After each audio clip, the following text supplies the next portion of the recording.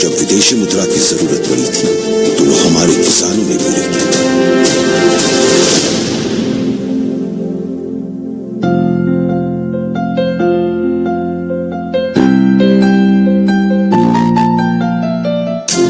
लगातार 48 सालों से ये नेता लोकतांत्रिक प्रक्रिया से जुड़ा हुआ है।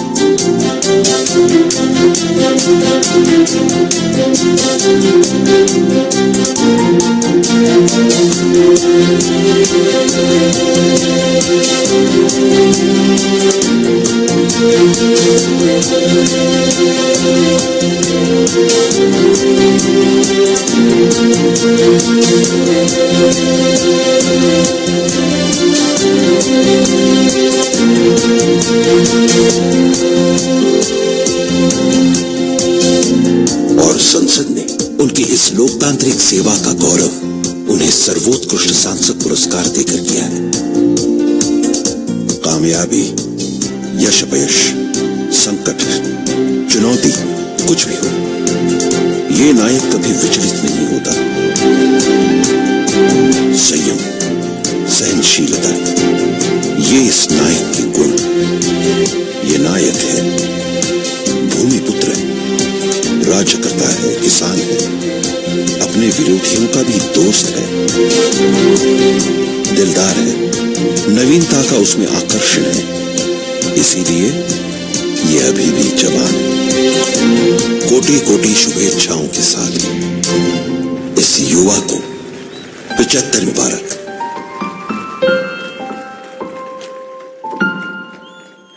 उपस्थित अभिजनो, महाराष्ट्राच्या आगामी जडणघडणीसाठी जी मुलाखत अत्यंत आगळीवेगळी ठरणार आहे, कदाचित भविष्यातल्या अनेक गोष्टींची जी नांदी ठरणार आहे, अशा एका क्षणाचे साक्षीदार होण्यासाठी आपण आता तयार आहोत। मी आमंत्रित करतोय आदरणीय राजसाहेब ठाकरे यांना की त्यांनी आदरणीय शरदरावजी पवार यांना घेऊन व्यासपीठावरती यावं। जोरदार टाळ्यांनी उभं राहून आपण मानवंदना देऊया।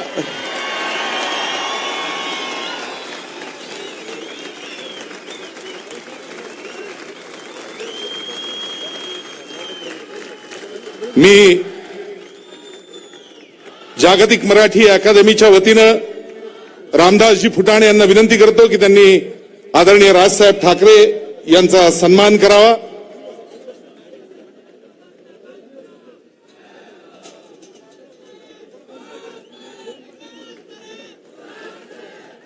बीव्हीजी ग्रुप आणि जागतिक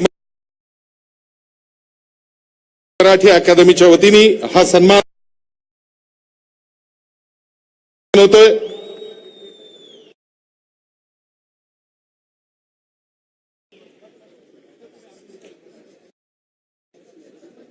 आपण दोन ध्वनिचित्रफिती मगाशी बघितल्यात। मुलाखतीला सुरुवात करण्यापूर्वी दोन अजून महत्वाचे सत्कार, त्याविषयी रामदासजी फक्त आपल्याशी बोलतायत। मित्रांनो, संपूर्ण देशात आता आधार कार्ड काढण्याची एक मोहीम जोरात चालू होती आहे, परंतु पवार साहेबांनी 50 वर्षापूर्वी जे आधार कार्ड काढलं तो त्यांचा आदरणीय प्रतिभाताईंचा सत्कार या ठिकाणी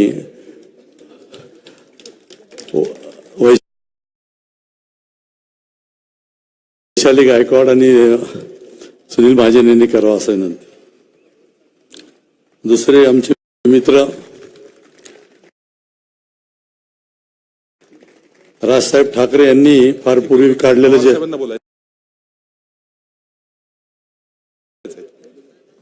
साहेबांचा माहिती दे, मी बघतो नक्की कोणाचं कसं आहे। आधार कार्ड नाही, ते नक्की कोणाचं करतोय ते बघितलं। अरे वा, बापरे।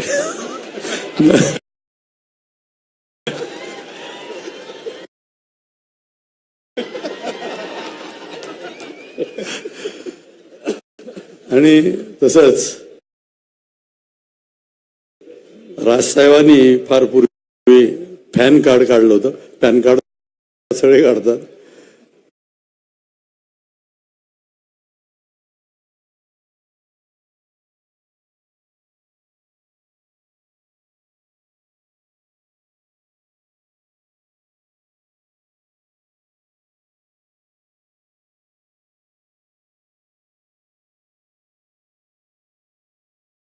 आदरणीय आमच्या शर्मिलाताई ठाकरे यांचा सत्कार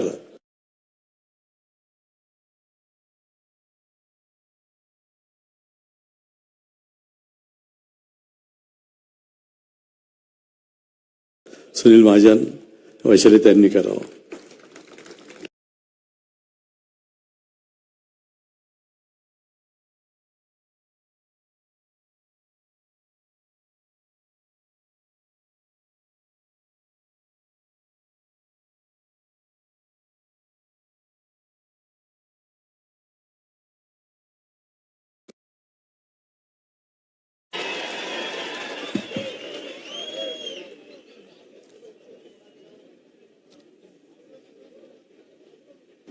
आवाज येतो ऐकू?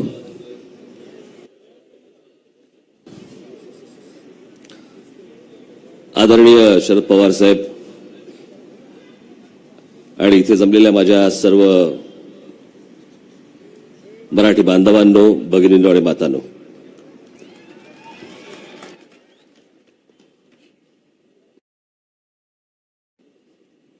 मला सभेच्या वेळेला, भाषणाच्या वेळेलाही कधी असं प्रेशर नाही आलं इतकं आज प्रेशर आहे. कारण हा उद्योग याच्या आधी मी एकदाच केला होता. 2004-2003 च्या सुमारास मी शिवशाहीर बाबासाहेब पुरंदरे यांची मी रायगडावरती एक मुलाखत घेतली होती. पण ती मुलाखत म्हणजे ते आणि मी असेच आम्ही दोघे रायगडावरती होतो.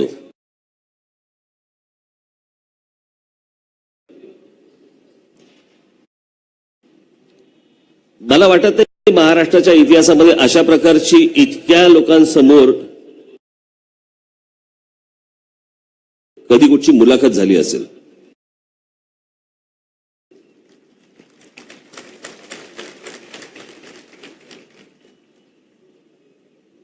मी टेलिव्हिजन काही पाहिलं नाहीत आज दिवसभरामध्ये, परंतु मला अनेकांनी, माझ्या आईनी फोन करून सांगितलं की काय काय दाखवतायत. अनेक लोक आपापल्या मनातले प्रश्न सांगत होते की राज ठाकरेंनी हा प्रश्न विचारला पाहिजे, हा प्रश्न विचारला पाहिजे, हा प्रश्न विचारला पाहिजे. म्हणून मी आले पहिल्यांदा पवार साहेबांना म्हटलं मला जरा 1-2 मिनिटं बोलू द्यात.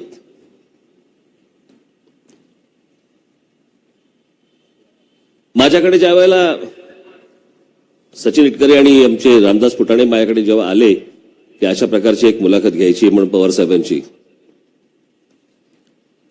मी पहिला प्रश्न त्यांना असं विचारला, तुम्ही मला विचारताय पण त्यांना विचारलंय का? तर त्यांनी सांगितलं की नाही आम्ही त्यांना विचारलंय. म्हटलं मग ठीक आहे. म्हटलं पण मला जर प्रश्न विचारायचे असतील तर मी ते नेहमीचे प्रश्न विचारणार नाही. महाराष्ट्राला पडलेले जे प्रश्न आहेत ते मी प्रश्न विचारेन आणि माझी अपेक्षा आहे की पवार साहेब त्याला दिलखुलास उत्तर देतील, मनमोकळेपणाने ती उत्तर देतील. त्यांनी सांगितलं की 100% नक्की देतील. म्हटलं मग मी येतो.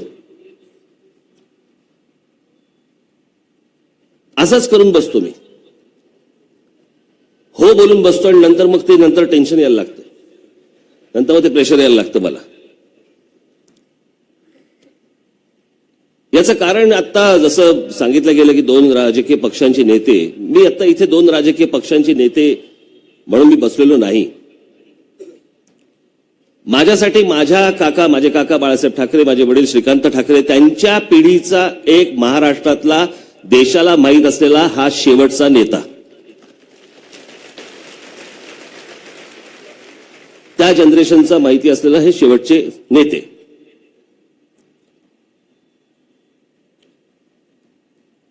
लोक आबरू काढतात, मगाशी माझं वय पण काढलं.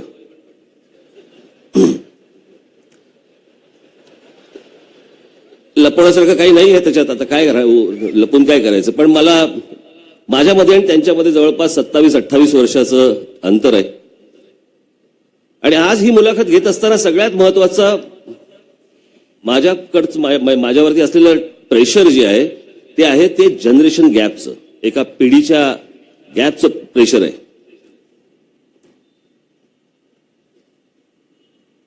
मी काल संध्याकाळी पवार साहेबांना भेटलो. कालच ते पुण्यामध्ये आले. मी 2 दिवस पुण्यामध्ये होतो. मला माहित नव्हतं पवार साहेब कुठे राहतात, पण मी विचारपूस केली तर नंतर कळलं ते मोदी बाग नावाच्या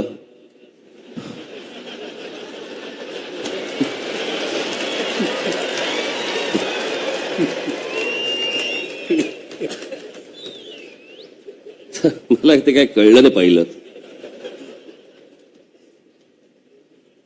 म्हटलं इथंही झाले, म्हटलं तर काय करणार.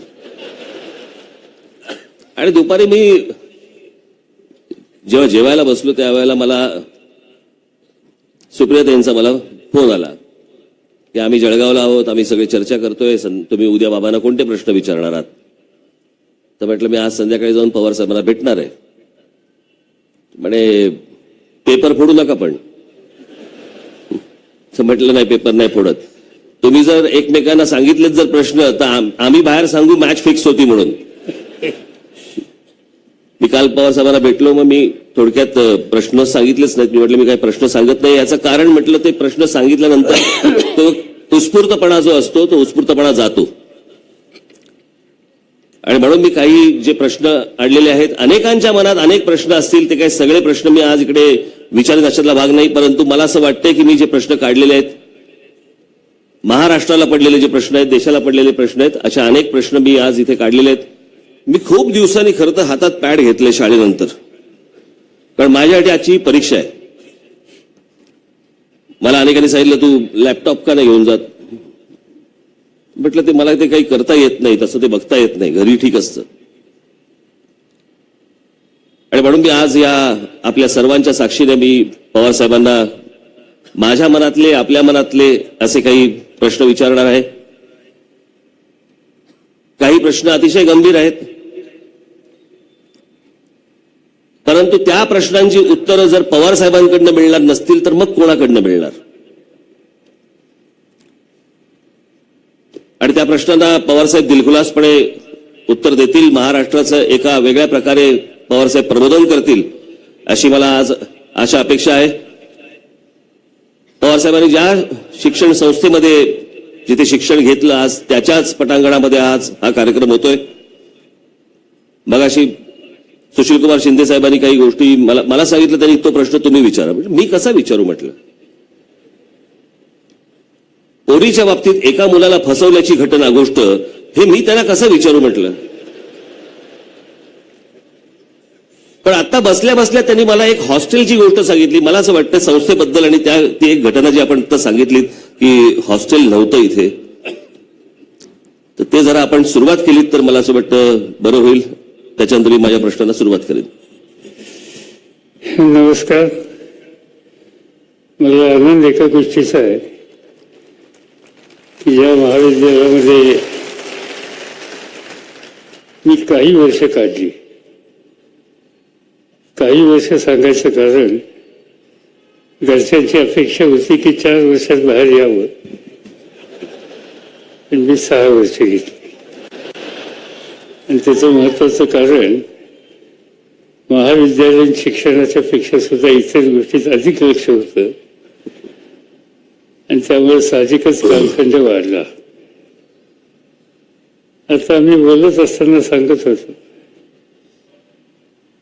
1958 साली मी या ठिकाणी जेव्हा शिकायला पहिल्यांदा आलो, बारामतीवरनं शर्ट पायजमा घातलेला विद्यार्थी पुणेकरांनी, विशेषतः कॅम्पसातल्या विद्यार्थ्यांनी हा गाववाला दिसतो म्हणून रिवार्ड केले. पण हळूहळू या महाविद्यालयाचा ताबा घेण्याच्या संबंधीचं काम मी सोयीप्रमाणे केलं. पहिल्याच वर्षी निवडून आलो, शेवटच्या वर्षापर्यंत GS होतं. पण या कॉलेजचं वैशिष्ट्य असं होतं की ही डेक्कन एज्युकेशन सोसायटी, पलीकडे फर्ग्युसन कॉलेज, या टेकडीच्या बाजूला कॉमर्स कॉलेज. हल्ली कॉमर्स कॉलेजचा चेहरा बदलला मध्यंतरी मी आलो होतो. पण मी ज्या वेळेला होतो त्यावेळेला मुली काही या कॉलेजला असायच्या नाहीत, आणि ज्या असायच्या त्या कॅम्पमधल्या असायच्या, विशेषतः पारशी वगैरे. आणि आम्हा सगळ्यांना इंग्लिशमध्ये त्यांच्याशी बोलायचं धाडस व्हायचं नाही. तेव्हा काँग्रेसच्या विद्यार्थ्यांचा ओढा टेकडीच्या पलीकडे असायचा फलकुसांना. मला आनंद एका गोष्टीचा आहे की या महाविद्यालयानं महाराष्ट्राच्या आर्थिक जीवनामध्ये मोलाची कामगिरी करू शकतील अशा प्रकारचे अनेक मान्यवर तयार केले. महाराष्ट्रातल्या देशातल्या जेवढ्या मोठ्या बँका आहेत त्या बँकांच्या मध्ये अनेक प्रशासक या महाविद्यालयातून बाहेर पडलेले आहेत. अर्थात नीरव मोदीला पैसे देणारा आमच्या कॉलेजचा नव्हता, त्याची चौकशी मी केली होती. तुम्हाला कदाचित म्हणजे माहीतच आहे की उत्तर प्रदेशचे गव्हर्नर राम नाईक याच महाविद्यालयाचे विद्यार्थी दुष्काळी भागातून आले. आटपाडी हा महाराष्ट्रातला दुष्काळी तालुका तिथून आले.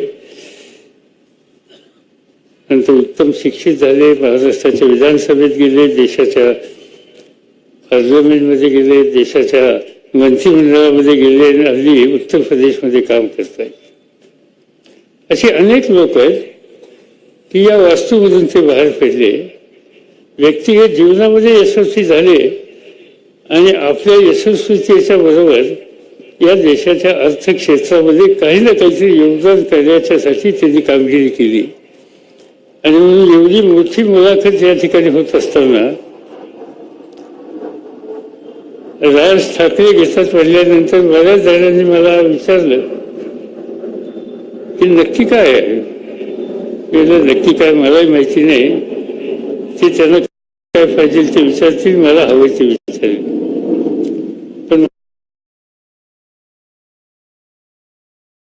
मला आनंद आहे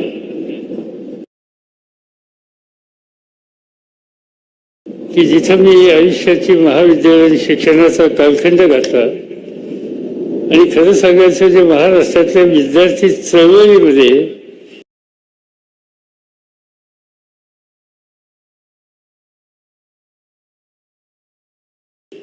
पहिल्यांदा पुण्यामध्ये, पुण्याच्या नंतर पश्चिम महाराष्ट्रामध्ये, पश्चिम महाराष्ट्रानंतर महाराष्ट्रामध्ये आणि महाराष्ट्राच्या नंतर देशाच्या पातळीवर जे मी काम करू शकलो त्याचं उगम Brihan Maharashtra college of commerce मधलं आहे. याचा मला आनंद आहे आणि आज तिथून ही मुलाखत होते याबद्दल मी अधिक संतुष्ट आहे. एवढंच या ठिकाणी सांगू इच्छितो. आता सुरू करा.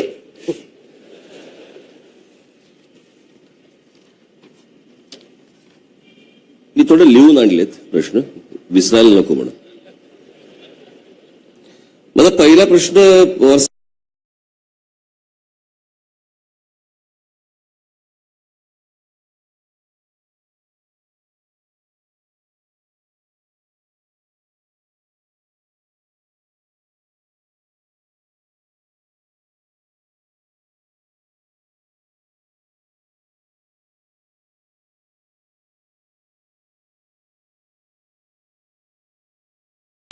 साठ वर्ष आज ते राजकीय क्षेत्रामध्ये काम करतायत. मी माझं भाग्य समजतो की मला पवार साहेबांची मुलाखत घेण्याचं मला भाग्य आज इथे मिळालं. मी पहिल्यांदाच आभार मानून टाकतो आपले तिथे बसलेत त्यांचे. यशवंतराव चव्हाणांच्या पिढीचं एक मूल्याधिष्ठित राजकारण होतं. मगाशी मी माझ्या भाषणामध्ये मी असं म्हटलं होतं की जे मी पन्हाळगडावरती मी जे पाहिलं की बाळासाहेब जरा रागवले होते, एस.एम. जोशी तिथे होते, आपण होता आणि मग एस.एम. जोशी सर आणि बाळासाहेब यांच्यामध्ये एक समझोता घडवला. आज त्या प्रकारचं राजकारण आज राजकीय पक्षांमध्ये तसं दिसत नाही. दोन गोष्टी आहेत. म्हणजे एक गोष्ट खरी आहे, जवाहरलाल नेहरूंना मी फार लांबून पाहिलं, फार थोड्या काळात पाहिलं, पण लाल बहादूर शास्त्रींना पाहिलं.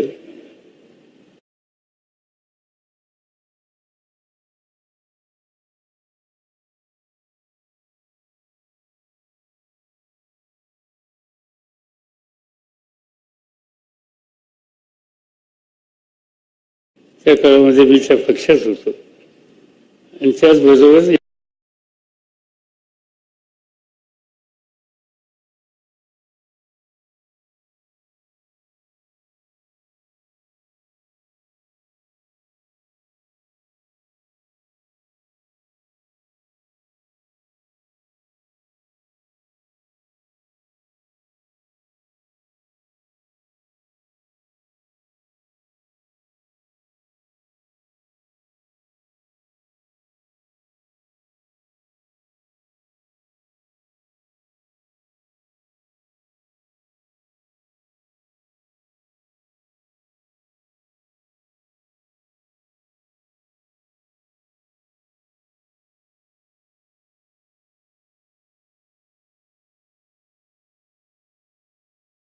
यशवंतराव चव्हाण त्या काळामध्ये देशाचे संरक्षण मंत्री होते.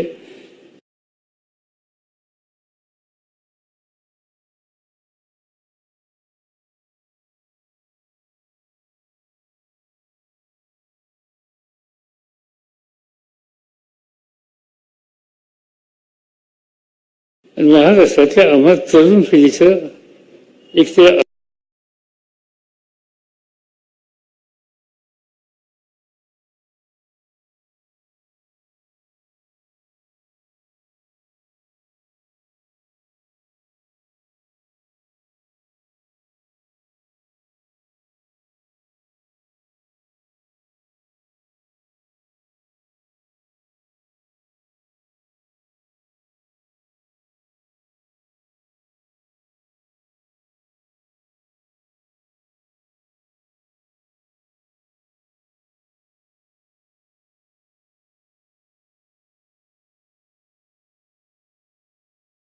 आदर्श अशा प्रकारचं व्यक्तिमत्व म्हणून आम्ही त्यांच्याकडे बघत असे.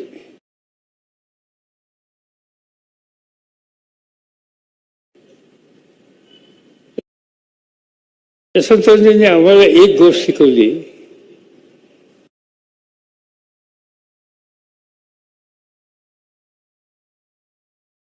की तुम्ही समाजकारणात, राजकारणात, सत्तेच्या प्रकरणात कुठेही जा,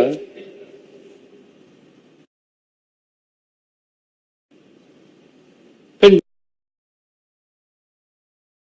ज्यांनी योगदान दिलं त्यांच्या संबंधीची विनम्रता कधी सोडू नका. आणि त्याचं एक उदाहरण मला आठवतंय की महाराष्ट्राच्या विधानसभेमध्ये गॅलरीमध्ये मी जाऊन बसलो होतो. मी काही आमदार नव्हतो, यशवंतराव मुख्यमंत्री होते, SM जोशी हे विरोधी पक्ष नेते होते. आणि SM जोशींनी काहीतरी एक प्रश्न विचारला आणि त्याचं उत्तर एका तरुण काँग्रेसच्या मंत्र्याला देण्याची जबाबदारी होती. मी त्यांचं नाव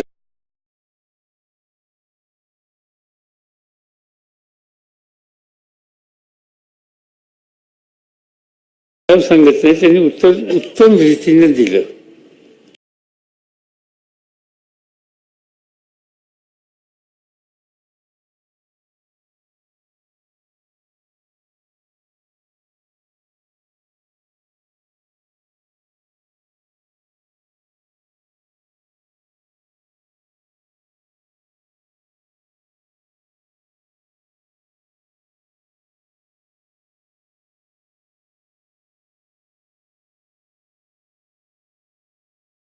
पण SM ला कदाचित ते पटलं नाही. SM ने पुन्हा प्रश्न विचारला, पुन्हा त्या तरुण मंत्र्यांनी त्याचं उत्तर दिलं.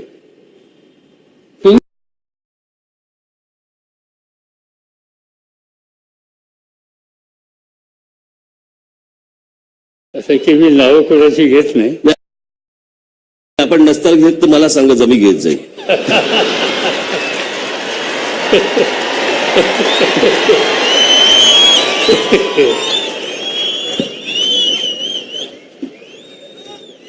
यशवंतराव चव्हाणांनी आपल्याला काय म्हणूया आपण त्याला त्यांचा वारस आणि त्यांचं सगळंच आपल्याला मानलं. त्यावेळेला यशवंतरावांनी असं एक ते असं संयुक्त महाराष्ट्राच्या वेळेला एक असं म्हणाले होते की महाराष्ट्रापेक्षा नेहरू मोठे आहेत. आपलं मत काय याच्यावर? असं आहे की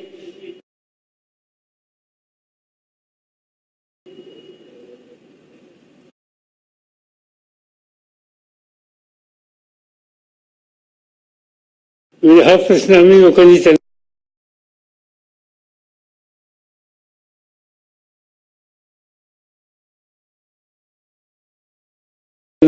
होता हो. पक्षाच्या बैठकीमध्ये. आणि यशवंतरावजींचं एक वैशिष्ट्य होतं की त्या काळात ज्यावेळेस सुरुवातीला ते नेतृत्व करत होते, 1960 साली ते महाराष्ट्राचे मुख्यमंत्री झाले, तर मी या ठिकाणी 12वीला होतो. पण तरी मी त्या संस्थेत काम करत होतो. आणि त्यांचं एक वैशिष्ट्य होतं की आम्हा तरुणांना सुद्धा त्यांच्याशी सुसंवाद करायचा किंवा प्रश्न विचारायची मुभा होती. पुण्यामध्ये एकदा आल्याच्या नंतर त्यांना हा प्रश्न आम्ही विचारला की तुम्ही महाराष्ट्रापेक्षा नेहरू मोठे असा कसा प्रश्न विचारला? शेवटी महाराष्ट्र हे महाराष्ट्र राज्य, शिवबांचं राज्य. हे सांगितलं मला शिवबांचं राज्य किंवा महाराष्ट्राच्या संबंधी माझ्या मनात आस्था पूर्ण आहे, पण माझा म्हणण्याचा उद्देश त्याच्यामध्ये वेगळा होता. या देशाच्या स्वातंत्र्याला आणि स्वातंत्र्याच्या नंतर विविध जाती जमातीला राज्यांना एकसंघ ठेवण्याच्या संबंधीची कामगिरी करण्याच्यामध्ये जवाहरलाल नेहरूंचं योगदान हे प्रचंड आहे आणि ते राष्ट्रव्यापी आहे. आणि मी नेहमी राष्ट्राचा विचार प्रथम करत असतो, राज्याचा विचार नंतर करत असतो. राष्ट्राला योग्य दिशेला नेण्याच्या संबंधीची दृष्टी दाखवणारं व्यक्तिमत्व माझ्या दृष्टीनं बाकीच्या सगळ्याच्या पेक्षा महत्वाचं आहे. आणि म्हणून त्या संबंधीचा मी उल्लेख त्या ठिकाणी केला. याचा अर्थ महाराष्ट्राच्या संबंधी यत्किंचित सुद्धा अनादराची भावना माझ्या मनात कधी नाही आणि ती राहणार नाही. पण एकूण आपण जर समजा देशाचा इतिहास पाहिला तर प्रत्येक राज्य जे आहे, प्रत्येक राज्यातले जे नेते आहेत, त्यांच्या दृष्टिकोनातून पहिल्यांदा ते आपल्या राज्याला मानतात आणि मग ते देशाचा विचार करतात. महाराष्ट्र नेहमी देशाचा विचार करत आला आणि महाराष्ट्राचा विचार नाही झाला. महाराष्ट्राचा विचार झाला नाही या संबंधीची थोडी वादविवाद होऊ शकतात. पण ही गोष्ट खरी आहे की महाराष्ट्रातल्या अनेक नेतृत्वाने नेहमी देशाचा विचार केला. आज सकाळीच या भिंतीच्या पलीकडं एक जी संस्था आहे, Gokhale institute servants of India, त्या ठिकाणी एका वास्तूच्या उद्घाटनासाठी मी गेलेलो होतो.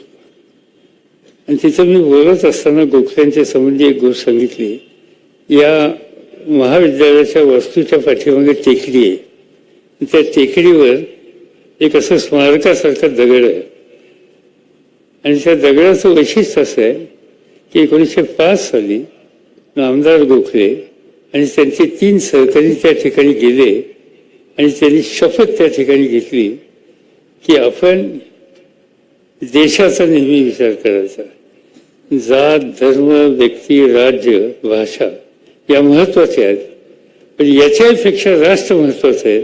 आणि म्हणून देश पहिला आणि नंतर बाकीच्या गोष्टी, हे सूत्र गोखल्यांनी त्या दिवशी शपथ घेताना त्या ठिकाणी सांगितलं आणि ते त्यांनी अखंडपणाने पाळलं. गोखले हे महाराष्ट्रातले एक दिशा देणारे, एक बुद्धिवंत आणि परिवर्तनाचा विचार मानणारे एक सर्वश्रेष्ठ आणि काँग्रेसचे अध्यक्ष होते. ते अशा प्रकारचं एक व्यक्तिमत्व ते होतं.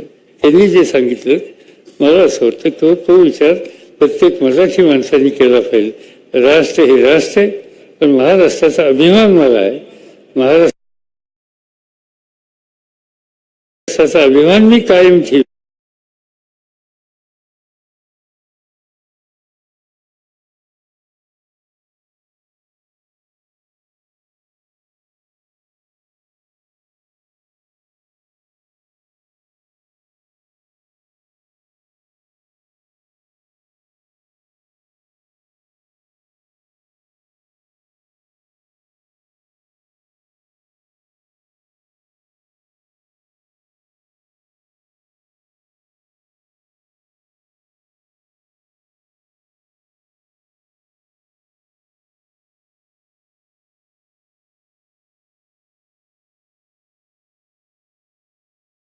महाराष्ट्रासाठी हवं ते योगदान देईल, पण तो योगदान देत असताना मी देशाला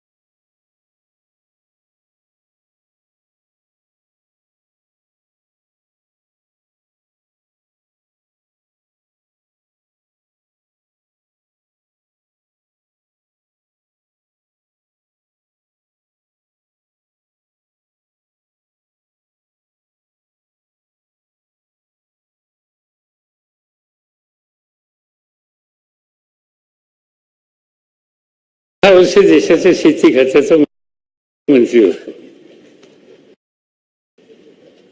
आणि त्या काळामध्ये, विशेषतः सुरुवातीच्या काळामध्ये, नरेंद्र मोदी हे गुजरातचे मुख्यमंत्री होते. आणि गुजरात राज्यामध्ये विकासाच्या संदर्भात अधिक लक्ष घालणारे अशा प्रकारचे ते ग्रस्त होते.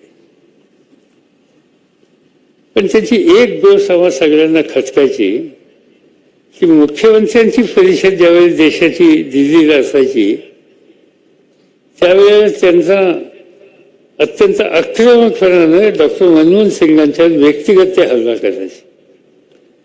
मनमोहन सिंग हा सभ्य आणि सुसंस्कृत ग्रस्त होते, त्यामुळे त्याची उत्तर कधी ते द्यायचे नाहीत. पण हे सतत मोदी साहेबांच्याकडून व्हायचं. त्याचा परिणाम असा झाला, ज्या मंत्रिमंडळात मी बसत होतो त्यातले एक प्रतिनिधी समोर आहेत, सुशील कुमार शिंदे, आणि ते काँग्रेसचे होते, मी राष्ट्रवादीचा. आणि विशेषतः काँग्रेसच्या सगळ्या मंत्र्यांना त्याचा संताप होता.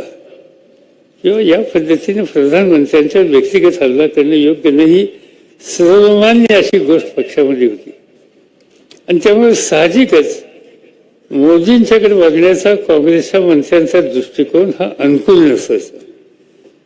तो इतका अनुकूल नसायचा की उद्या गुजरातचा काही प्रश्न आला तर त्यांना कुणाकडे जावं हा प्रश्न असायचा.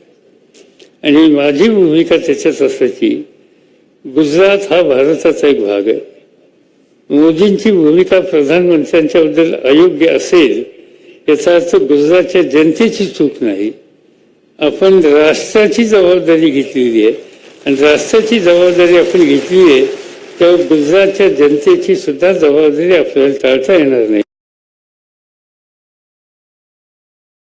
आणि म्हणून प्रत्येक गुजरातच्या प्रश्नात मी लक्ष घातलं. आणि त्यामुळे मोदी हे दिल्लीमध्ये आल्याच्या नंतर माझ्या घरी यायचे, काही प्रश्न असले तर मला सांगायचे, आणि मी अन्य माझ्या सहकाऱ्यांच्याकडे बोलून हा त्यातनं मार्ग काढण्याच्या संबंधीचा प्रयत्न करायचो. आणि त्यामुळे नंतर ते प्रधानमंत्री झाल्याच्या नंतर त्यांनी एक स्टेटमेंट केलं, त्याला काय अर्थ नव्हता, पण त्यांनी स्टेटमेंट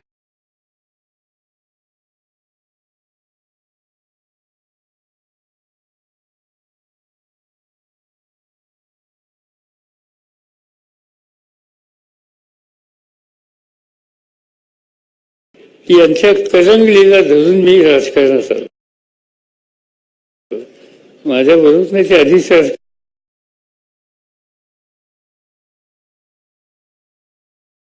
करण्यात आले होते. ते RSS मध्ये काम करत होते, पक्षाचं काम करत होते, पक्षाच्या संघटनेचं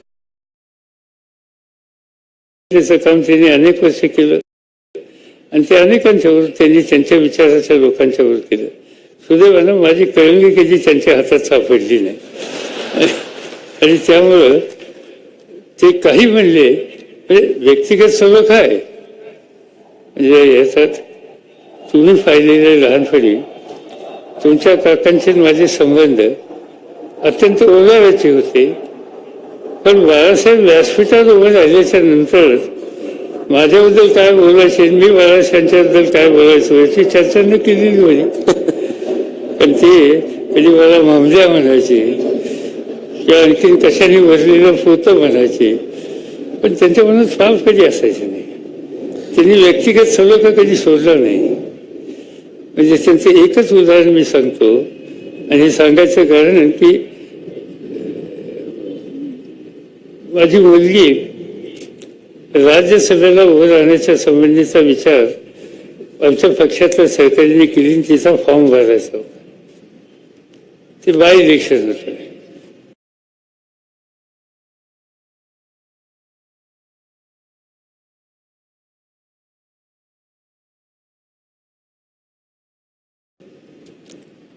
कोणीतरी मला सांगितलं की बाळासाहेबांना तुम्ही सांगा की जे फॉर्म भर.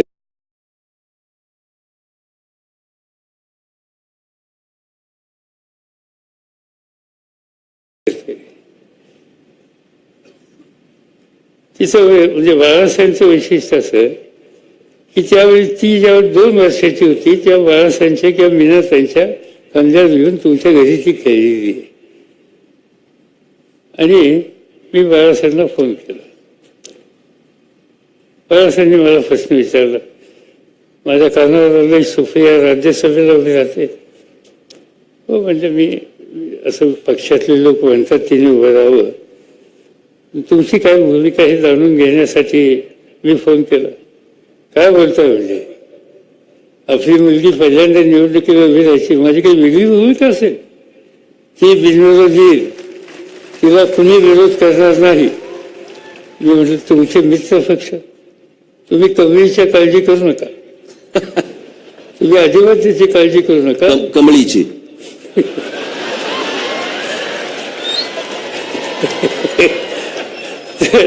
आणि त्यांनी सांगितलं की ती अविरोध जाईल आणि त्यांनी तिला अविरोध पाठवलं. पार्लमेंटमध्ये अविरोध कोणाला पाठवणं ही लहान गोष्ट नाही. हे दातृत्व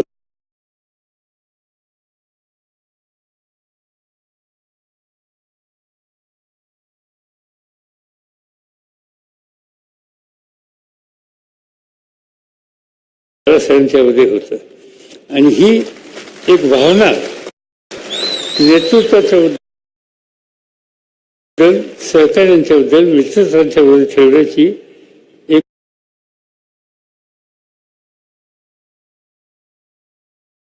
परंपरा महाराष्ट्रामध्ये होती. आणि त्यामुळं साहजिक त्याच्या सगळ्या चौकशीत आम्ही गेलो आणि असं असताना व्यक्तिगत हल्ले हे आमच्या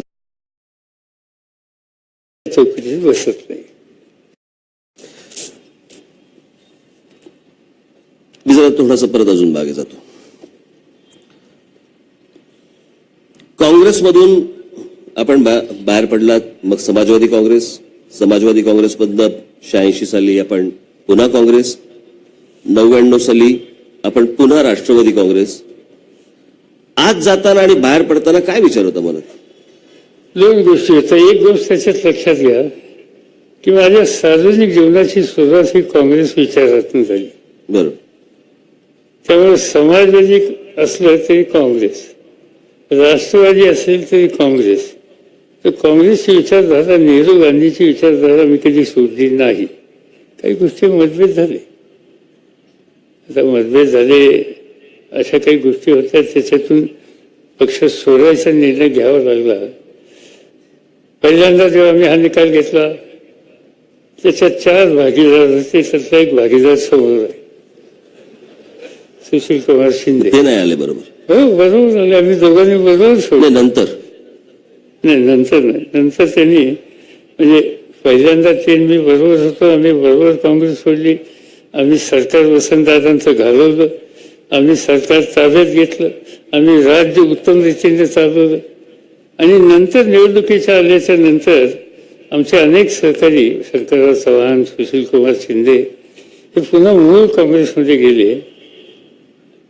त्याच्यानंतर त्यांनी काँग्रेस कधी सोडली नाही. म्हणजे त्यांनी एकदा भाषण केलं होतं बार्शीला, तेव्हा ते माझ्यावर होते. त्यांनी भाषण असं केलं होतं की पंढरपूरचा विठोबा जसा त्या विठेवर कायमचा तसा मी कायमचा तुमच्याबरोबर आहे. आणि आज दिवसाला आम्ही बघितलं की ती वीज सरकली आणि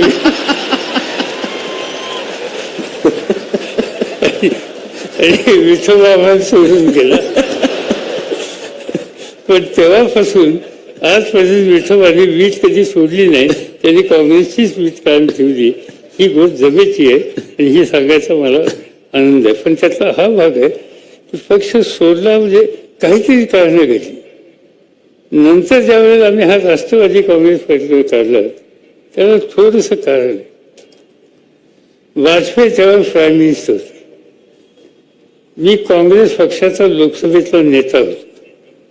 राज्यसभेमध्ये काँग्रेस पक्षाचं नेतृत्व मनमोहन सिंगांच्याकडे होतं.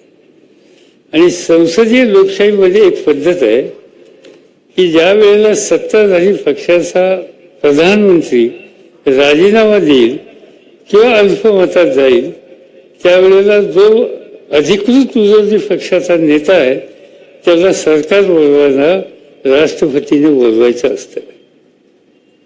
ज्या वेळेला वाजपेयींचं सरकार गेलं त्यावेळेला मी किंवा मनमोहन सिंग यांच्यापैकी कोणाला तरी बोलवतील अशी अपेक्षा होती.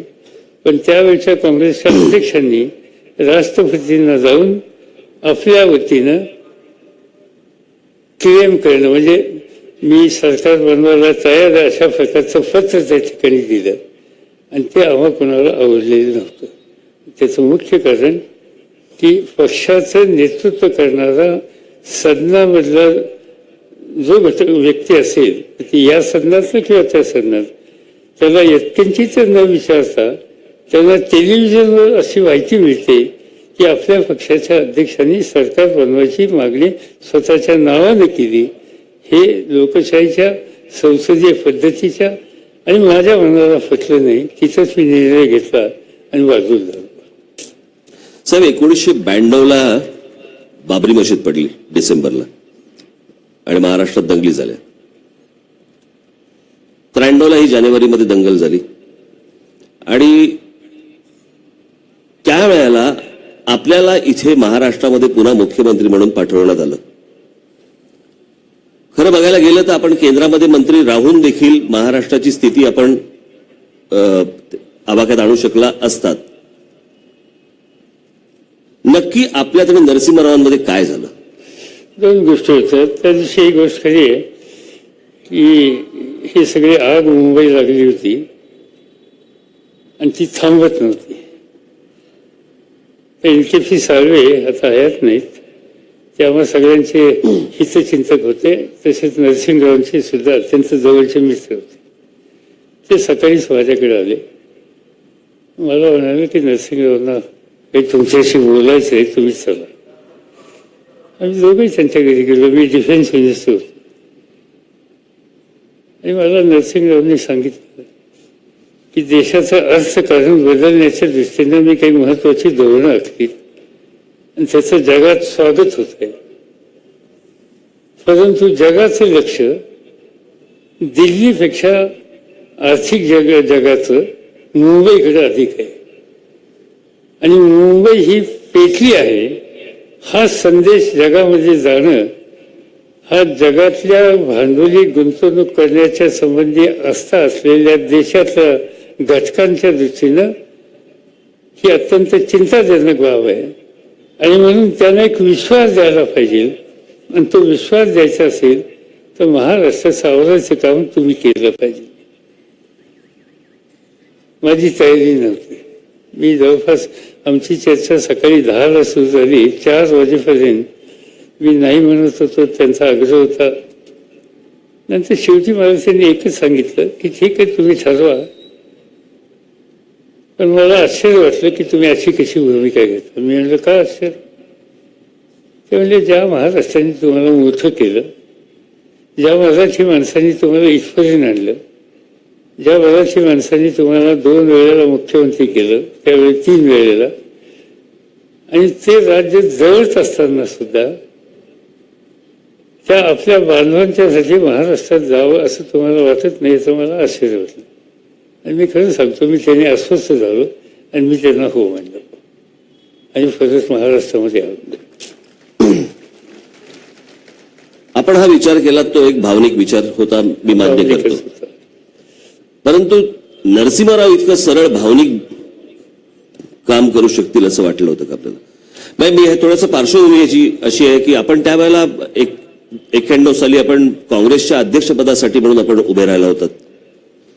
आणि त्यावेळेला जे काही राजकारण घडलं, जे काही आम्ही वर्तमानपत्रांमधून त्यावेळेला जे काही वाचलं, त्याची कुठे पार्श्वभूमी होती का की हे मला स्पर्धक आहेत आणि मला हे स्पर्धक नसावेत, याच्यासाठी ह्यांना राज्यामध्ये पाठवावं, असं काही त्याच्या मागे होतं का?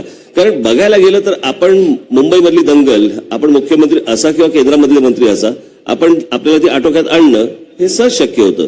पण आपली भावनिक एक गोष्ट वेगळी, परंतु याच्या मागे नरसिंहरावांचं काय राजकारण नक्की होतं?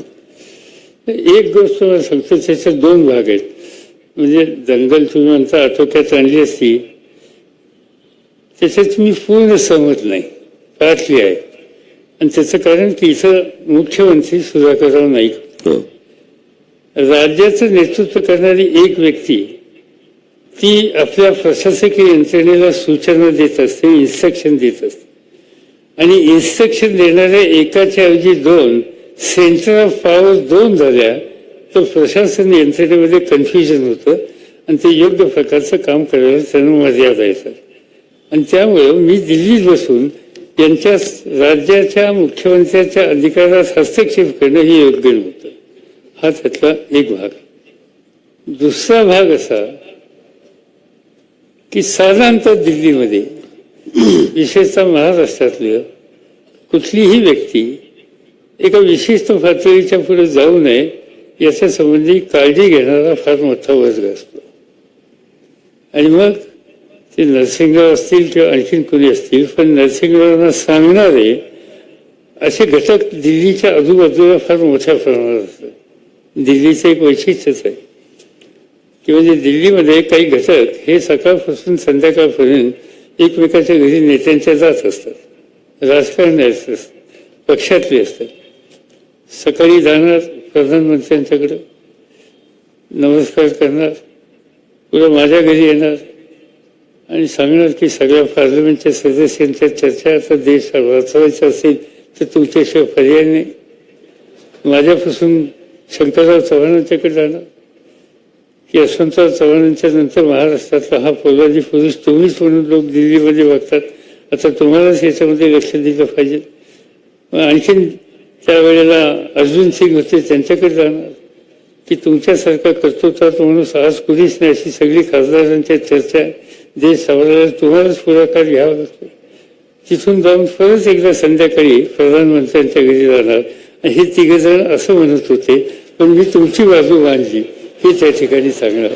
हा एक दिल्लीमध्ये वर्ग आहे आणि त्या वर्गाचं विशेषतः महाराष्ट्रासारख्या स्वतंत्र मत असलेल्या राज्यातल्या नेतृत्वाच्या संबंधी अधिक त्याला बाजूला कसं करता येईल या संबंधीची काळजी घेण्याची भूमिका असते आणि मग त्याला कुणी अपवाद नाही.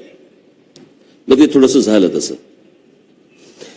1982 साली पवारसाहेब आपण बाळासाहेब आणि जॉर्ज फर्नांडिस एका व्यासपीठावरती आलात, शिवाजी पार्कला. मला असं वाटतं गिरणी कामगारांचा विषय या संदर्भामध्ये आपण 3 जण एकत्र आलात. ते 3 जण पुढे एकत्र राहतील अशी काही पुढे शक्यता वाटली होती का? अजिबात नाही. तिघांचे व्यक्तिगत संबंध फार चांगले होते. बाळासाहेबांचे माझे उत्तम होते आणि जॉर्जचा तर माझ्यापेक्षा जास्त होते. जॉर्ज बाळासाहेबांना आधी तुझे म्हणायचे आणि बाळासाहेब जॉर्जला आधी तुझे म्हणायचे. हा इतका त्यांचा स्नेह, म्हणजे एकमेकाशी राजकारणात काही वेगळी मतं असतील. त्यावेळेस प्रश्न काय आला होता, दत्ता सावंतांनी संप केलेला होता आणि त्या संपाच्या वेळेला फर्नांडिस माझ्याकडे आले, बाळासाहेबांच्याकडे आले आणि नंतर मला घेऊन बाळासाहेबांच्याकडे गेले. तिथं आमची चर्चा झाली की मुंबईचं गिरणगाव बंद पडलं तर कष्टकरी मराठी माणूस उद्ध्वस्त होईल, आणि मुंबईच्या गिरण्या बंद पडल्या तर गिरण्याचे मालक त्या ठिकाणी गिरण्या बंद करून 25-25 मजले इमारती बांधतील आणि एक वेगळं चित्र त्या ठिकाणी दिसेल. मुंबईचं एक जे आजचं एकंदर लोकसंख्येचं जे एक स्थिती आहे, ती स्थिती कदाचित उद्ध्वस्त होईल. आणि म्हणून या गिरण्या चालल्या पाहिजेत, गिरणगाव सुरू झालं पाहिजे. याच्यासाठी आपल्यातले मतभेद सोडून आपण एकत्र यावं, ही भूमिका बाळासाहेबांनी मांडली. आणि मग त्याच्यासाठी शिवाजी पार्कला जाहीर सभा घेतली आणि तिथं आम्ही ही भूमिका तिघांनी मांडली. आणि नंतर दत्ता सावंतांना आम्ही विरोध केला आणि त्या गिरण्या सुरू होतील हे केलं. पण इतक्या दिवसाच्या संपामुळं त्या गिरण्याचा आर्थिक कणा हा मोडला गेला, उद्ध्वस्त गेला. आणि त्याचा परिणाम माझ्यापेक्षा तुम्ही अधिक पाहताय. आज गिरणगावामध्ये गिरणी दिसत नाही, मराठी कामगार दिसत नाही. आज तिथे इमलेच्या इमले उभे राहिलेत. मराठी भाषा बोलणारे लोक सुद्धा आजूबाजूला बघायला मिळत नाहीत. त्यावेळेला बाळासाहेबांना जी चिंता होती ती आज आम्हाला बघायला मिळते. साहेब, आत्ताच्या एकूण महाराष्ट्राच्या आत्ताच्या स्थितीकडे मी जरा थोडासा वळतो.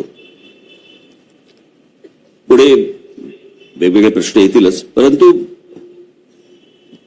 महाराष्ट्राकडे पाहताना सर्वसाधारणपणे इतर जेव्हा आपण राज्यांमध्ये बघतो त्यावेळेला बंगाली माणूस एक रवींद्रनाथ टागोर म्हटला की एकत्र होतो, पंजाब मधला एक माणूस गुरु नानक म्हटल्यानंतर एकत्र होतो. वेगवेगळ्या राज्यांमधले वेगवेगळे असे एक काही हुक्स आहेत की जिथे ही सर्व माणसं, सर्व समाजातली माणसं एक होतात. असा महाराष्ट्राचा हुक काय वाटतो आपल्याला की ज्याच्यातनं लोक एकत्र येतील? छत्रपती शिवाजी नाव एक असं आहे की देशाच्या कानाकोपऱ्यात कुठलाही मराठी त्या ठिकाणी. मी आजच मी टेलिव्हिजनवर पाहत होतो, न्यूयॉर्कमध्ये मराठी गायकांनी तिथं शिवजयंती साजरी केली आणि तिथं फिल्म दाखवत होते शिवाजी महाराजांच्या संदर्भात. साहेब, मग मला थोडासा एकच मिनिट, आपण मग ज्यावेळेला भाषणाला उभे राहता त्यावेळेला आपण शाहू फुले आंबेडकरांचा महाराष्ट्र म्हणता, शिवाजी महाराजांचा काय म्हणत? त्याचं काय नाही. असं आहे की शिवाजी महाराजांचा महाराष्ट्र शिवाजी महाराजांचा आहे याच्यातील कोणाच्या मनात शंकाच नाही. ती चिरकाल अशा प्रकारची गोष्ट आहे. शाहू फुले आंबेडकर यांचा प्रकर्षाने उल्लेख करण्याचं कारण की महाराष्ट्र एकसंघ ठेवण्याच्या संबंधीची काळजी आहे. आणि हे 3 लोक असे आहेत, त्या 3 लोकांनी नेहमी सामाजिक ऐक्य आणि सामाजिक प्रबोधन या 2 गोष्टीच्या संबंधी अतिशय कष्ट केले. लोकांना एकसंघ ठेवलं.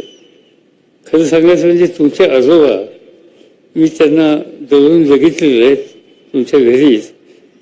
प्रबोधनकार ठाकरेंनी सुद्धा त्या कालखंडामध्ये सामाजिक ऐक्याच्यासाठी आणि सांप्रदायिक विचार बाजूला फेकून देण्याच्यासाठी प्रचंड योगदान दिलेलं होतं. त्यांची भाषा तिखट होती. तुम्ही सांगता ना ती ठाकरी भाषा आहे, त्या ठाकरी भाषेचा अनुभव आम्हाला खूप आहे, तो भाग सोडून द्या. पण त्या ठाकरी भाषेतून समाजातल्या विघातक प्रवृत्तीच्या विरुद्ध त्यांनी ती भाषा वापरलेली होती. आणि फुले आंबेडकर आणि शाहूराजे यांनी सुद्धा समाज मन एकसंघ करण्याच्यासाठी जात वा धर्म याचा लवलेश सुद्धा न राहता मराठी माणूस एकत्र कसा होईल याची त्यांनी काळजी घेतली. आणि आजही त्याची गरज आहे. मध्यंतरी आपल्या राज्यात जे काही प्रकार घडले ते प्रकार हेच सांगतात की अजूनही आपल्याला फुल्यांचा किंवा शाहू महाराजांचा किंवा आंबेडकरांच्या विचाराचं स्मरण करून देण्याची गरज आहे. ते जर नाही केलं आणि जर हा संघर्ष झाला तर त्याची महाराष्ट्र दुबळा होईल. आणि काही झालं तर महाराष्ट्र दुबळा होऊन द्यायचा नाही. राजकारण असेल नसेल, सत्ता असेल नसेल, महाराष्ट्र हा मजबूतच झाला पाहिजे आणि तो मजबूत ठेवण्याची ताकद या विचारात आहे, म्हणून यांचा उल्लेख. पण आज पवारसाहेब आपल्याला चित्र असं दिसतंय, छत्रपती शिवाजी महाराज, महात्मा ज्योतिबा फुले, लोकमान्य टिळक, स्वातंत्र्यवीर सावरकर, बाबासाहेब आंबेडकर, प्रत्येक महापुरुषाकडे प्रत्येक जण महाराष्ट्रात जातीने पाहतो. हे बदलणं गरजेचं नाही का वाटत आपल्याला, म्हणजे या सगळ्या परिस्थितीचं? खरं सांगायचं म्हणजे त्याच्यामध्ये एक गोष्ट मला सांगायला, एकाच्या बाबतीत मी तुमच्याशी सहमत नाही.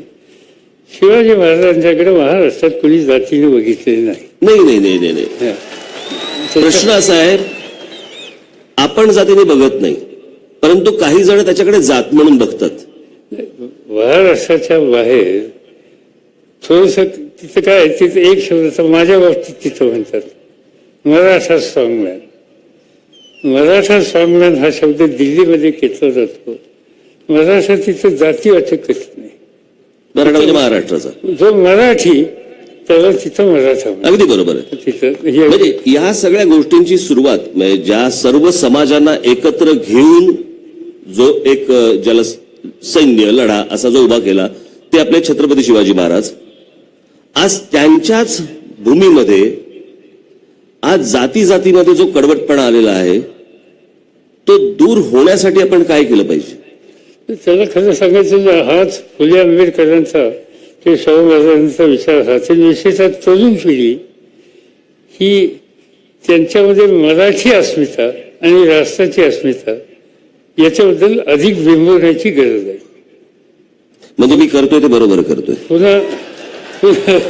पुन्हा मी सांगतो, तुम्ही करणार, कारण तुमच्याचे संस्कार आहेत. आणि त्याचं कारण असं आहे की राजकीय मतभेद असले तर बाळासाहेब ठाकरेंची एक गोष्ट मी तुम्हाला सांगतो, आणि ती या राज्यात कुणी करू शकलेली नाही.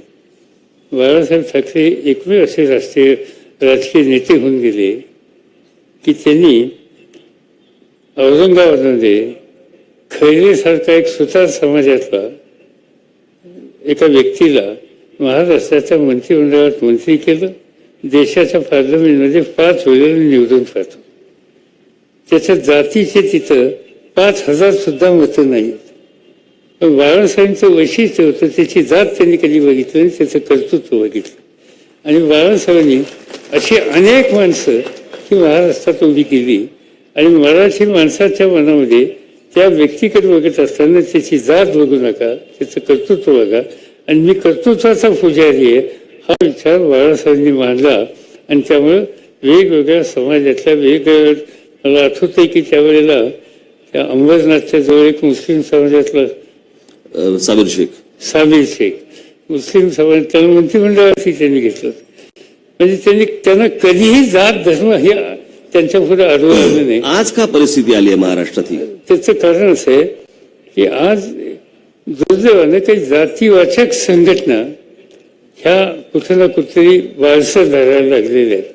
आणि त्याला प्रशासनाच्याकडून, प्रशासन याचा अर्थ शासकीय प्रशासन यंत्रणा मी म्हणत नाही, सत्तेवर बसलेल्या काही घटकांच्याकडून प्रोत्साहन मिळतंय. आणि त्याच्यात अंतर निर्माण करून, कप्पे निर्माण करून तो कप्पा आपल्यावर जर घेता आला तर आपलं पुराचं राजकारण हे यशस्वी होईल, ही भावना वाढीला लावण्याचं काम हे केलं जात आहे. आणि त्याच्यामुळं दुर्दैवानं हे चित्र घडतं. पण मला हे फार दिवस टिकेल असं वाटत नाही. महाराष्ट्र शेवटी या रस्त्यांनी जाणार नाही, तो शाहू फुल्यांच्याच विचारानं जाईल, याच्याबद्दल माझ्या मनात शंका नाही.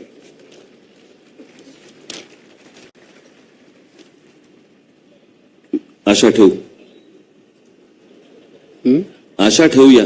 नाही नाही, जाईल याचं. पवारसाहेब, खाजगीकरण आज भारतामध्ये, देशामध्ये सगळ्याच ठिकाणी मोठ्या प्रमाणावरती होत आहे. आज उद्योगधंद्यांमध्ये जर समजा आपण बघितलं तर प्रत्येक राज्यांमध्ये, खास करून महाराष्ट्र राज्यामध्ये, उद्योगाचं प्रमाण हे खाजगीकरणाकडे सर्वाधिक आहे सरकारी उद्योगांपेक्षा. शैक्षणिक संस्था पण जर समजा आपण बघितल्या तर त्याही मोठ्या प्रमाणावरती खाजगी शिक्षण संस्थाच मोठ्या उभ्या राहत आहेत. हे आपल्याला विचारण्यामागचं कारण एवढंच, कारण ह्या दोन गोष्टी जर सोडल्या तर मला असं वाटतं कोणत्याच गोष्टीत आरक्षण नाही. मग ज्यांना दिलं गेलंय आरक्षण आणि जिथे मागितलं जात आहे आरक्षण, आज जर समजा आपण सरकारी नोकऱ्या जर समजा आपण बघितल्या तर त्या साधारणपणे 5% आणि 60% आल्या. म्हणजे आपण परवाचा आपण राज्य लोकसेवा आयोगाचं जर समजा एक उदाहरण घेतलं की साधारणपणे 59 जागांसाठी 2.25 लाख अर्ज आले. आता अशा परिस्थितीमध्ये जर समजा नोकऱ्याच उपलब्ध नसतील, शिक्षण संस्थांमध्ये जर समजा ऍडमिशनच मिळणार नसतील, तर आपण जी आरक्षण मागतो आहोत किंवा दिली गेलेली आहेत ती खासगी संस्थांमध्ये तर होणारच नाहीये ती गोष्ट. मग आपण हे सगळे जे काही प्रकार सुरू आहेत हे काय सुरू आहेत, किंवा त्या तरुणाला आपण काही सांगत का नाही आहोत? तुमच्या प्रश्नात दोन भाग आहेत. तुम्ही जो खाजगीकरण हा शब्द सुरुवातीला वापरला, नंतर तुम्ही आरक्षणाकडे वळलेला.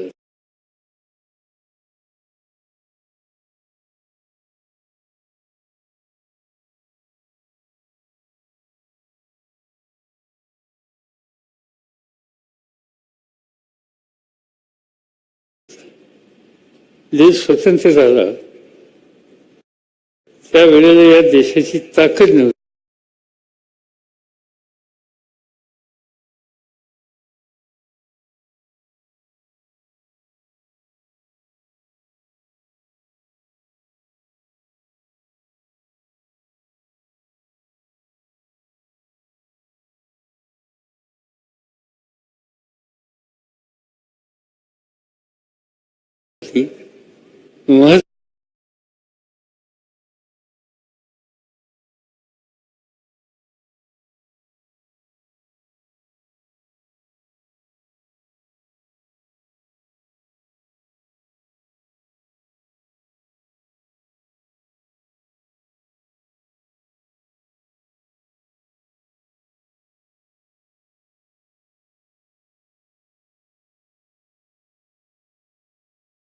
महत्वाचे उपक्रम उभं करण्याच्या बद्दलची, आणि म्हणून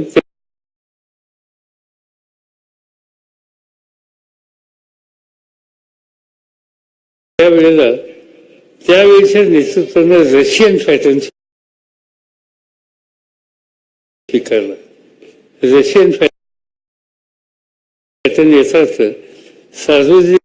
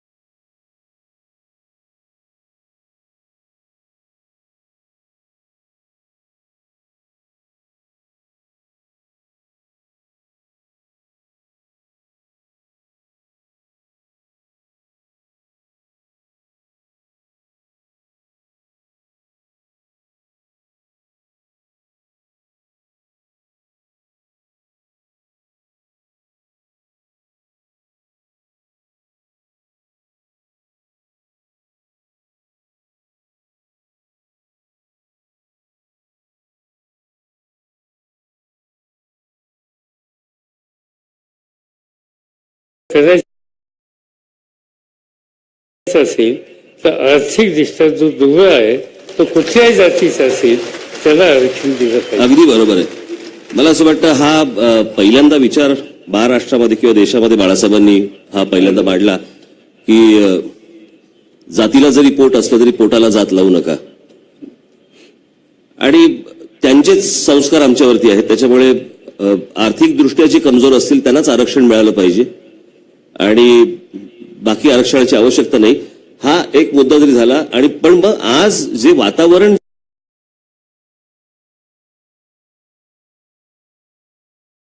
जे दूषित होतंय, नोकऱ्या नसताना शाळा कॉलेजेसमध्ये खाजगी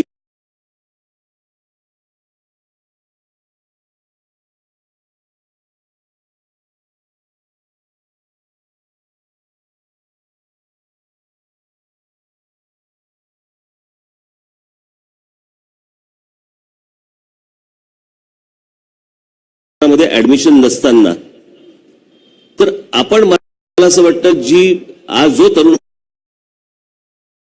महाराष्ट्रामधला आहे याला आपण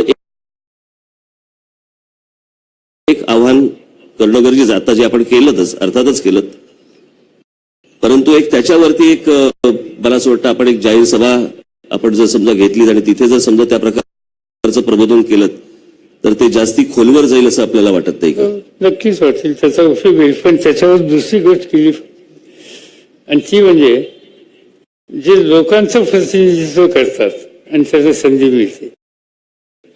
प्रतिनिधी याचा अर्थ विधानसभेत किंवा लोकसभेतच गेलं पाहिजे असं नाही. अगदी बरोबर. तुम्ही तुमच्या संघटनेच्या मार्फत प्रतिनिधित्व तरुणांचं फार मोठ्या प्रमाणात करता आम्ही बघतो. आम्हाला काळजी वाटते मतदान जरा वाढायला लागले म्हणून. त्यातला तो भाग सोडून द्या. पण शेवटी मराठीच आहेत साहेब. पण या सगळ्यांच्या माध्यमातून आपल्याला एक गोष्ट महाराष्ट्रातल्या नव्या पिढीमध्ये रुजवली पाहिजे की हनुमान गायकवाड जर उभा राहू शकतो, तू का नाही उभा राहू शकतो? अगदी बरोबर. हे कर्तृत्व तुझ्यात सुद्धा आहे आणि तुझ्यात कर्तृत्व आहे हे त्याला बिंबवलं पाहिजे. आणि दुसरी गोष्ट अशी आहे की त्याच्यात कर्तृत्व हे दिसत असताना एकमेकांनी त्याला मदत केली पाहिजे. पायात पाय घालायचे उद्योग बंद केले पाहिजेत आणि ही भावना मराठी लोकांच्या तरुणांच्यात वाढवली पाहिजे.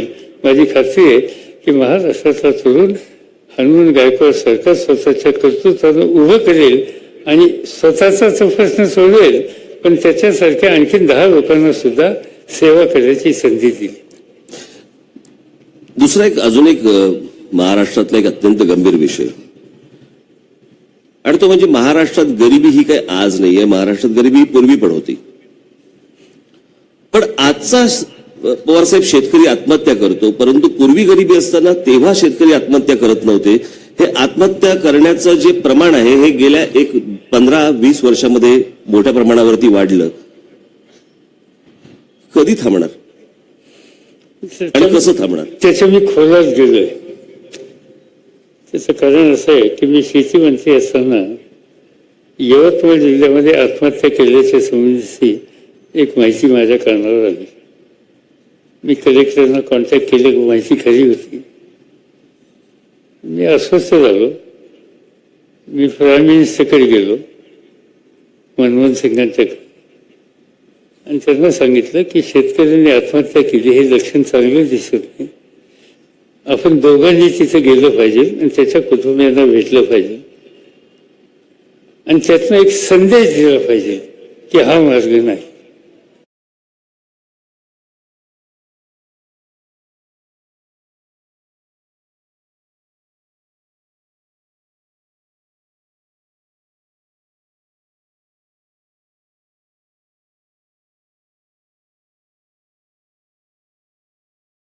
आणि मी त्यांना तयार केलं. मी नागपूरला गेलो, नागपूरवरून वर्ध्याला गेलो, वर्ध्यावरून यवतमाळ जिल्ह्यात गेलो, त्या कुटुंबाच्या घरी गेलो आणि त्याच्या कुटुंबियांना भेटल्याच्या नंतर सगळं जाणून घेतलं. त्याची कारणं शोधली. त्याचं मुख्य कारण कर्जबाजारीपणा आणि त्याच्या घरात मुलीचं लग्न होतं आणि त्याच वेळेला बँकेची वसुली ही करण्याच्यासाठी त्याला नोटीस आली होती आणि बँकेने त्याला पत्र दिलं होतं की या तारखेला जर तुम्ही ही रक्कम भरली नाही तर आम्ही तुमच्या घरावर जप्ती आणणार. आणि दुसऱ्या दिवशी त्याच्या मुलीचं लग्न होतं आणि त्यामुळं त्या पत्रामुळं त्याने आत्महत्या केली. आणि म्हणून मी माझ्या मंत्रिमंडळातल्या सहकाऱ्यांना कन्व्हिन्स केलं की शेतकऱ्याच्या डोक्यावरचं हे ओझं काढल्याशिवाय गत्यंतर नाही. आपण धाडस करू आणि त्याला कर्जमाफी देऊ. 71,000 कोटी रुपयाचं कर्ज आम्ही एका हुकमाने माफ केलं आणि त्यांना बाहेर काढलं. पुढच्या 3 वर्षात या आत्महत्येचा रेट खाली आला आणि नुसताच खाली आला नाही तर त्या शेतकऱ्याला कर्ज पुरवठा हा मोठ्या प्रमाणात केला. त्याच्याबरोबर माफी आणि कर्ज पुरवठा. पण साहेब, कर्जमाफी हे काही उत्तर नाही ना? नाही, उत्तर नाही, कबूल आहे. पण म्हणून आम्ही कर्जमाफी केली आणि त्याला भांडवली गुंतवणुकीला मदत केली आणि त्याला नवीन बी बियाणं देऊन त्याचं उत्पादन वाढवायची काळजी घेतली. मला महाराष्ट्रातल्या आणि भारतातल्या शेतकऱ्यांचं अभिनंदन करावंसं वाटतं की त्या कालखंडामध्ये जो देश परदेशातनं धान्य आणत होता तोच भारत जगातला 1 नंबरचा कापूस तांदूळ निर्यात करणारा देश जगात झाला. जगातला 2 नंबरचा गहू, साखर आणि कापूस निर्यात करणारा देश झाला. हा आम्हा मंत्र्यांच्यामुळे नाही तर शेतकऱ्यांनी काळ्या आईशी घाम घालणाऱ्या त्यांनी त्याच्याशी बांधिलकी ठेवली, कष्ट केले आणि त्यामुळे हे होऊ शकलं. आणि म्हणून त्याला प्रोत्साहित केलं पाहिजे, त्याला पैसा पुरवला पाहिजे, भांडवल पुरवलं पाहिजे. तुम्ही म्हणता माफी, हे उत्तर दे, बाकीच्या सगळ्या गोष्टी एकत्रित केल्या पाहिजे आणि त्या पद्धतीने त्यातनं बाहेर तुम्ही निघू शकता. आता दुसरी एक गोष्ट अशी आहे की लोकांना हे माहिती नाही की आपल्या देशामध्ये केंद्र सरकारचं गृह खातं एक दरवर्षी अहवाल प्रसिद्ध करतं. त्याला म्हणतात क्राईम रिपोर्ट. क्राईम रिपोर्ट त्याच्यामध्ये प्रत्येक जिल्ह्यामध्ये दरवर्षी किती गुन्हे घडले, मग ते चोरी असतील, दरोडे असतील, आत्महत्या सुद्धा गुन्हा आहे, आत्महत्या असतील, बलात्कार असतील वगैरे वगैरे, बँकेचे फ्रॉड असतील, हे सगळ्याची माहिती असते. त्याचे रिपोर्ट मी गेल्या 40 वर्षाची तपासली आणि दुर्दैवानं आत्महत्या हा प्रकार गेले 40-50 वर्ष देशात आहे आणि तो आपल्याच देशात आहे असं नाही.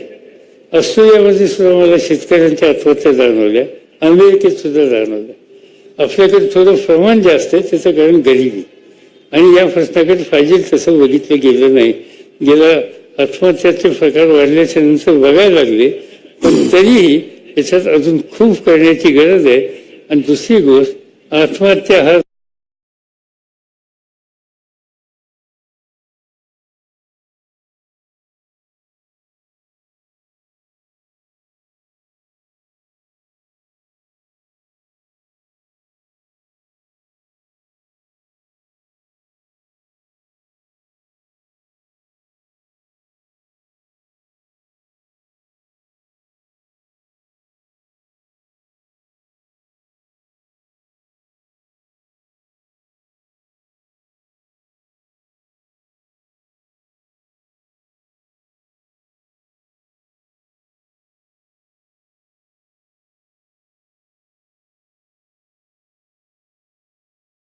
रस्ता नाही.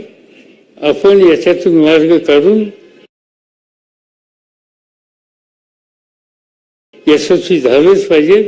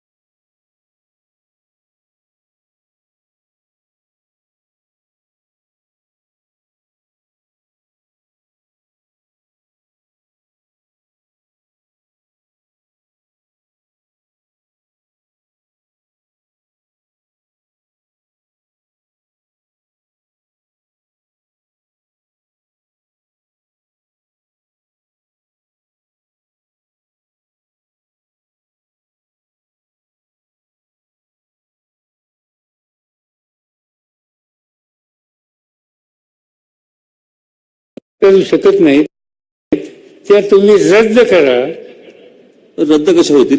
फाडून टाका, नोटा फाडून टाकायच्या. हो, हजारांनी 500च्या नोटा आता बंद झालेल्या आहेत, त्या तुम्ही बदलून पण देणार नाही. बदलून देणार नाही, ते तुम्ही नष्ट करा आणि तुमच्या प्रॉफिट अँड लॉस अकाउंटला हा लॉस दाखवा. कसं होईल? झालं तर ते लेखी रिझर्व्ह बँकेचं आहे. नाही पण साहेब, याच्यावरती मग पंतप्रधानांचं काय म्हणणं आहे? कुणी उत्तर द्यायला तयार नाही. हे तर मनमोहन सिंगांपेक्षा गप्प दिसतात तो.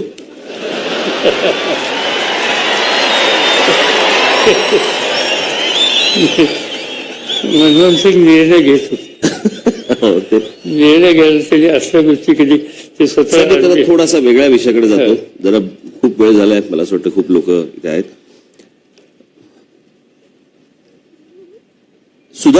वसंतराव नाईक 11 वर्ष, सुधाकरराव नाईक 2.5 वर्ष, कन्नमवार 1.5 वर्ष आणि आज देवेंद्र फडणवीस साधारणपणे 3-3.5 वर्ष.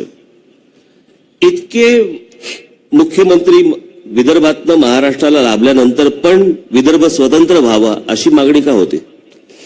असं की त्याचा इतिहास थोडासा वेगळा आहे. आपण सगळं म्हणजे या परिसरातले सगळे घटक हे मुंबई, पुणे, कोल्हापूर, सांगली, सातारा, रायगड, रत्नागिरी वगैरे या परिसरात वाढलेले, नाशिक, धुळे, जळगाव,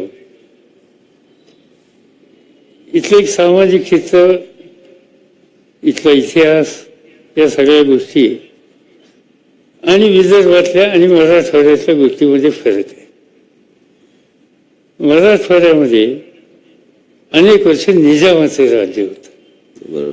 निजामाच्या राजवटीमध्ये तिथली मानसिकता वाढलेली आहे. पण मराठवाड्यातल्या लोकांच्या मनामध्ये निजामाच्या राजवटीच्या संबंधीचा आकस होता, नाराजी होती आणि त्यांचं आकर्षण हे उर्वरित महाराष्ट्राकडे होतं. त्यामुळे मराठवाड्यात कोणीतरी म्हणलं स्वतंत्र मराठवाडा करा, त्याला मराठवाड्यातनं प्रतिसाद मिळत नाही. विदर्भाची परिस्थिती थोडी वेगळी आहे, कारण विदर्भातला हा नागपूर वगैरे जो भाग आहे तो अगदी अकोल्यापर्यंत एकेकाळी मध्य भारताचा भाग होता. मध्य भारत नावाचं एक स्वतंत्र राज्य होतं आणि त्या राज्यातला हा भाग होता आणि त्या राज्याची मातृभाषा किंवा राज्याची भाषा ही हिंदी होती आणि त्यामुळे हा संबंध हिंदी भाषिकांचा परिसर होता. त्याच्यातही 2 भाग आहेत, वर्धा, यवतमाळ, अमरावती, बुलढाणा, अकोला आणि वाशिम हा मराठी भाषिक, याला वऱ्हाड म्हणतात. आणि नागपूर, तिकडे चंद्रपूर, गडचिरोली, भंडारा, गोंदिया याला विदर्भ म्हणतात. विदर्भात सुद्धा 2 भाग आहेत आणि हा जो विदर्भ आहे, आजही त्या ठिकाणी गेलो की हिंदी बोलणाऱ्या लोकांची संख्या जास्त आहे. आज मी गोंदियामध्ये सभेला जातो, मराठीत बोललो तर लोक ऐकतात, पण हिंदीत बोललो तर सुखात. मग जी मागणी होतीये, जी विदर्भ स्वतंत्र व्हायची, ही 4 जिल्ह्यांची आहे फक्त? प्रामुख्याने तिथली आहे, 4 जिल्ह्यांची. आणि तिथं त्याचंही नेतृत्व करणारा माणूस हा मराठी माणूस फार कमी आहे. खरंय. तिथं त्याचं नेतृत्व करणारा किंवा मागणी करणारा मी या देशातल्या कुठल्या नागरिकांच्यात कोण या राज्याचा, त्या राज्याचा, त्या भाषेचा असं म्हणत नाही, पण तो मूलतः मराठी भाषिक नाही आहे. बरोबर. तो अन्य भाषिक आहे, त्याला हिंदीच्या संबंधीची आस्था आहे आणि त्याला सातत्यानं असं वाटतं की आपलं एक वेगळं राज्य आलं तर हे नेतृत्व आपल्या हातात आहे. आज हा एकसंघ महाराष्ट्र झाल्याच्यामुळं देवेंद्र फडणवीस किंवा वसंतराव नाईक मुख्यमंत्री होऊ शकले. उद्याच्याला हा एकसंघ महाराष्ट्र झाला नाही आणि तो वेगळा भाग त्याच्यामध्ये झाला तर त्या नेतृत्वाच्यासाठी वाटेकरी हे कदाचित मराठी सुद्धा येण्याची शक्यता नाकारता येत नाही. हे स्वप्न ज्यांच्या मनात आहे त्यांचा आग्रह आहे, पण तिथला सामान्य मराठी माणूस हा स्वतंत्र विदर्भाच्या बाबतीत मनापासून पुरस्कार नाही. धन्यवाद.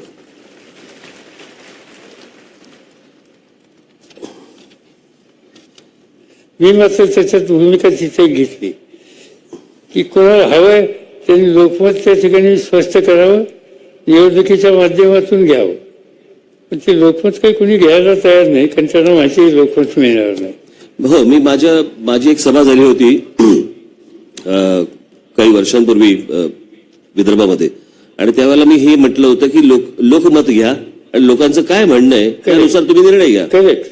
लोकशाहीमध्ये हाच मार्ग आहे. नाहीतर साहेब असं आहे की शिवछत्रपतींचा आपल्या जन्म हा शिवनेरीवरचा आणि शिवछत्रपतींच्या आईचा जन्म हा वऱ्हाडातला. म्हणजे आपण जवळपास आई आणि मुलाची ताटातूट करतो. करेक्ट. बरोबर. हे बरोबर नाही, ही योग्य नाही गोष्ट. साहेब आपण पंतप्रधान होण्याचं स्वप्न आपलं मी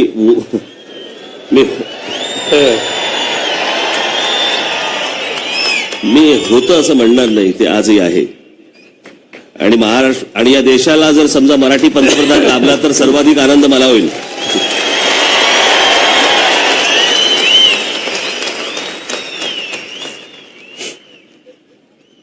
परंतु हे स्वप्न साकारण्याच्या दृष्टिकोनातनं आपण सर्व राज्यांचे जे काही लोक आहेत यांच्या जवळ जाण्यासाठी म्हणून, त्यासाठी प्रयत्न करावेत म्हणून, एवढ्यासाठी म्हणून तो मार्ग म्हणून आपण क्रिकेट निवडलं का? दोन गोष्टी आहेत. एक तर मला क्रिकेट गेम म्हणजे अनेक खेळांच्या संबंधीची मला आस्था आहे. महाराष्ट्रातल्या कुस्ती संघाचा अध्यक्ष आजही मी आहे. या देशातली कबड्डी हे आपल्याकडेच असणार साहेब. या देशातली कबड्डी ही आंतरराष्ट्रीय पातळीवर मी देशाचा अध्यक्ष असतानाच गेली. खो खोचा मी देशाचा अध्यक्ष होतो. आणि क्रिकेटमध्ये मी मुंबईला आणि नंतर देशाला आणि नंतर जगाच्या क्रिकेटचा अध्यक्ष झालो. त्याच्यामध्ये एक तुम्हाला त्याच्यामध्ये आस्था होती. दुसरी गोष्ट अशी आहे की मी तुम्हाला सांगतो की काही गोष्टी आहेत, मी काही गोष्टी फार जवळून बघितल्यात. IPL आम्ही लोकांनी सुरू केली आणि त्याच्यानंतर क्रिकेटमध्ये अर्थकारण बदललं. त्याच्या आधीचा कालखंड इथे चंदू बोर्डे बसले. चंदू बोर्डे किंवा त्यांची पिढी ज्यावेळी क्रिकेटच्या टेस्ट लढायचे तर त्यांना 25 रुपये रोज मिळायचे. आज त्या खेळाडूला मला वाटतं काही लाखात पैसे मिळत असतील, मला कोटीमध्ये मिळत असतील. आणि हा जो चंदू बोर्डेंच्या सारखा वर्ग जो होता ते 25 रुपये मिळो किंवा 10 रुपये मिळो त्यांच्या पैशाची कधी किंमत केली नाही. त्यांची बांधिलकी खेळाला होती आणि त्या खेळाच्यासाठी काय वाटेल ते करायचं त्यांनी बघितलं. मी एक दिवशी असं बघितलं, नाव घेत नाही, पण एका मोठ्या क्रिकेटरची जुन्या पत्नी मला भेटायला आल्या आणि त्यांनी सांगितलं की तो आजारी आहे आणि मेडिकलचं बिल भरायची ताकद नाही. दुसऱ्या दिवशी मी त्याची काहीतरी व्यवस्था केली कुठनं तरी आणि दुसऱ्या दिवशी मी कोल्हापूरला गेलो. कोल्हापूरला सकाळीच माझ्याकडे सर्किट हाऊसला भाऊसाहेब निंबाळकर नावाचे ग्रस्त भेटायला आले. भाऊसाहेब निंबाळकर नव्या पिढीला माहिती नाही की भाऊसाहेब निंबाळकर हे आंतरराष्ट्रीय पातळीवरचे कोल्हापूरचे एक क्रिकेटर होते. त्यांनी ब्रॅडमनचा रेकॉर्ड मोडलं असतं. ब्रॅडमननी 432 धावा केल्या हायएस्ट आणि यांनी 428 धावा केल्या. आणि लंचला त्यांची आपण लंच ब्रेक झाला आणि लंचच्या नंतर ती दुसरी टीम होती ती पळून गेली, ती खेळायलाच आली नाही. आणि त्यामुळे भाऊसाहेबांना आणखीन 6 रन काढायची जी शक्यता होती, ब्रॅडमनचं रेकॉर्ड मोडता येत होतं, ती खेळायची संधी गेली. भाऊसाहेब आले. मी त्यांना विचारलं, भाऊसाहेब काय चाललंय? त्यांनी सांगितलं आहे काढतोय कसे तरी दिवस, अतिशय आर्थिक अडचणीचे, पण ठीक आहे. मला त्याची भयंकर अस्वस्थता म्हणजे ज्यांनी बॅडमनचं रेकॉर्ड मोडलं असतं त्यांना असं वाटावं की रोजचा दिवस किंवा संध्याकाळ कशी घालवायची किंवा सकाळ कशी घालवायची. आम्ही IPL सुरू केलं. त्यातनं कोट्यावधी रुपये आले आणि पहिला निकाल हा घेतला की या सगळ्या जुन्या खेळाडूंना एक टेस्ट खेळ असेल तर त्याला काहीतरी आम्ही पेन्शन सुरू केली. 30,000 35,000 असं लक्षात नाही. बोर्डे साहेब किती केली? 50,000 रुपये महिना. आणि या सगळ्या जुन्या खेळाडूंना केली. पुन्हा मी 3 महिन्यांनी कोल्हापूरला गेलो. भाऊसाहेब सकाळी ब्लेझर घालून आले. म्हटलं भाऊसाहेब आज खुशीत दिसतात. 50,000 रुपये महिन्याला मिळतात. म्हटलं मग करता काय? सकाळी 7 वाजता गावातली सगळी क्रिकेटच्या बद्दल आस्था असलेली पोरं जमा करतो आणि त्यांना शिकवतो कसं खेळायचं. आज भाऊसाहेब किंवा चंदू बोर्डे यांच्यासारख्यांनी कधीही पैशाचा विचार केला नाही, खेळाचा आणि देशाचा विचार केला. त्यांना सन्मानानंच देशाच्या समाजात राहता यावं त्यासाठी या सगळ्या गोष्टी करणं गरजेचं आहे. आणि म्हणून क्रिकेटमध्ये मी लक्ष घालण्याचं ते एक कारण होतं. मला याला एक वेगळी दिशा द्यायची होती. सुदैवानं ते यशस्वी झालं. मला देशाचं नेतृत्व मिळालं आणि मला आनंद आहे की मला जगाच्या क्रिकेटचं नेतृत्व मिळालं. अजून एक महत्वाचा आणि गंभीर विषय. मध्यंतरी मुंबईला किंवा कुठेतरी एका कार्यक्रमामध्ये केंद्रीय मंत्री नितीन गडकरी असं म्हणाले की मुंबई बडोदा आम्ही एक्सप्रेस हायवे करणार आहोत आणि त्याच्यासाठी आम्ही 22,000 कोटी रुपये टाकणार आहोत.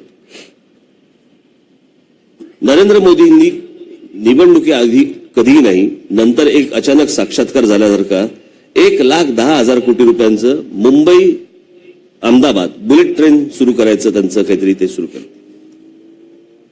साहेब, ही गेल्या संयुक्त महाराष्ट्र झाल्यापासूनची जी एक जखम आहे गुजरातला की मुंबई आम्हाला मिळाली नाही, त्याच्यासाठीचे हे सगळे मार्ग सुरू आहेत असं वाटतंय का की मुंबई बाजूला करण्याचं एक षडयंत्र ह्याच्या मागे लपलंय का? नाहीतर मला सांगा की आज मुंबई सारख्या ठिकाणी मुंबईला बुलेट ट्रेनची आवश्यकता नाहीये. अहमदाबादला आता मला सांगा साहेब, इतका जो प्रवास आहे तो पटकन तुम्ही तिथे अहमदाबादला सकाळी पोहोचला, काय करायचं काय अहमदाबादला? काय ढोकळे खायचे का फाफडा खायचा का काय करायचं? काही कशाचा कशाला काही पत्ता नाही.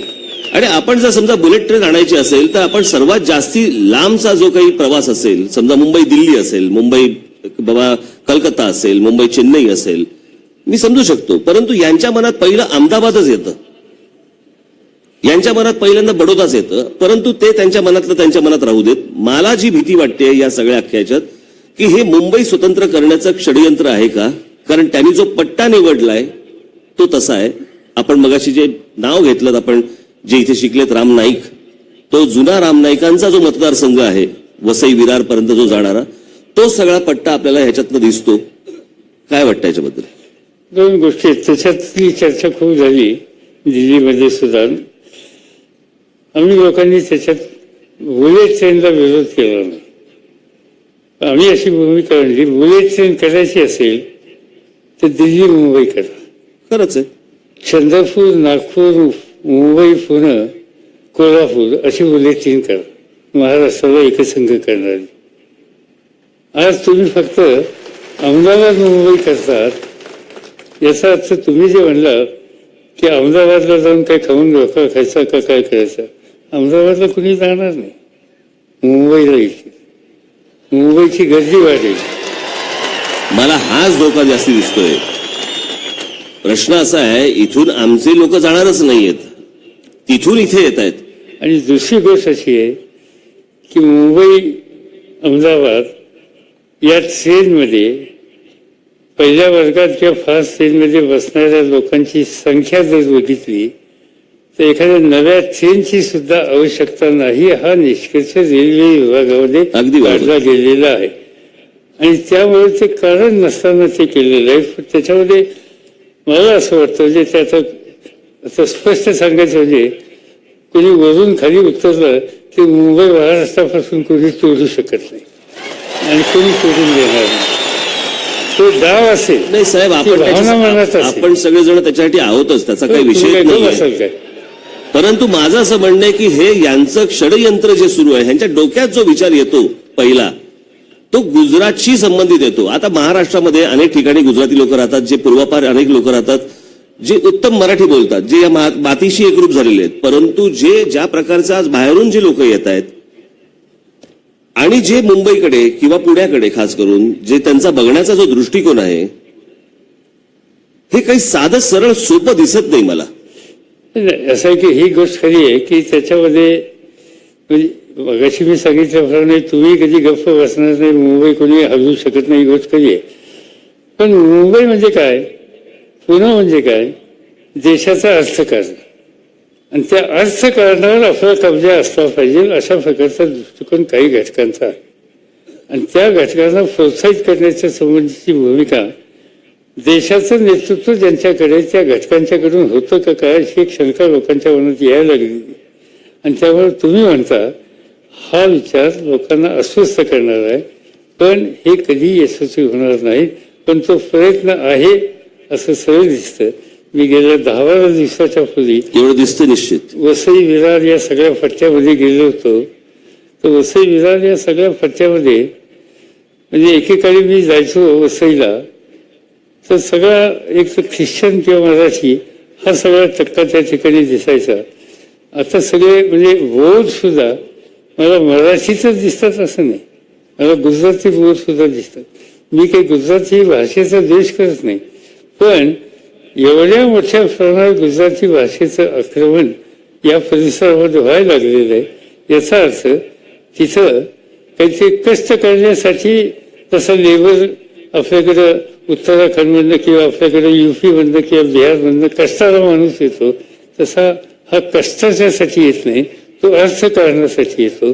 आणि इथलं महाराष्ट्र अर्थकारणाच्या दृष्टीनं अत्यंत योग्य भूमी आहे असं समजून त्याच्यावर नियंत्रण ठेवावं ही त्याच्या मालकी भावना असेल तर जागृत राहावं लागेल.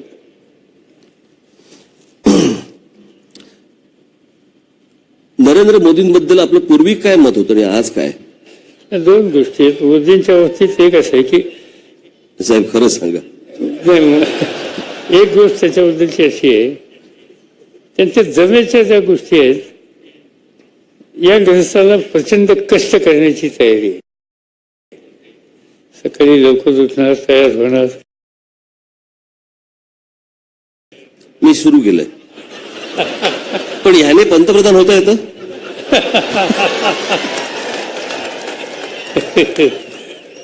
तर त्याचं एक वैशिष्ट्य आहे की ते कष्ट भयंकर करतात.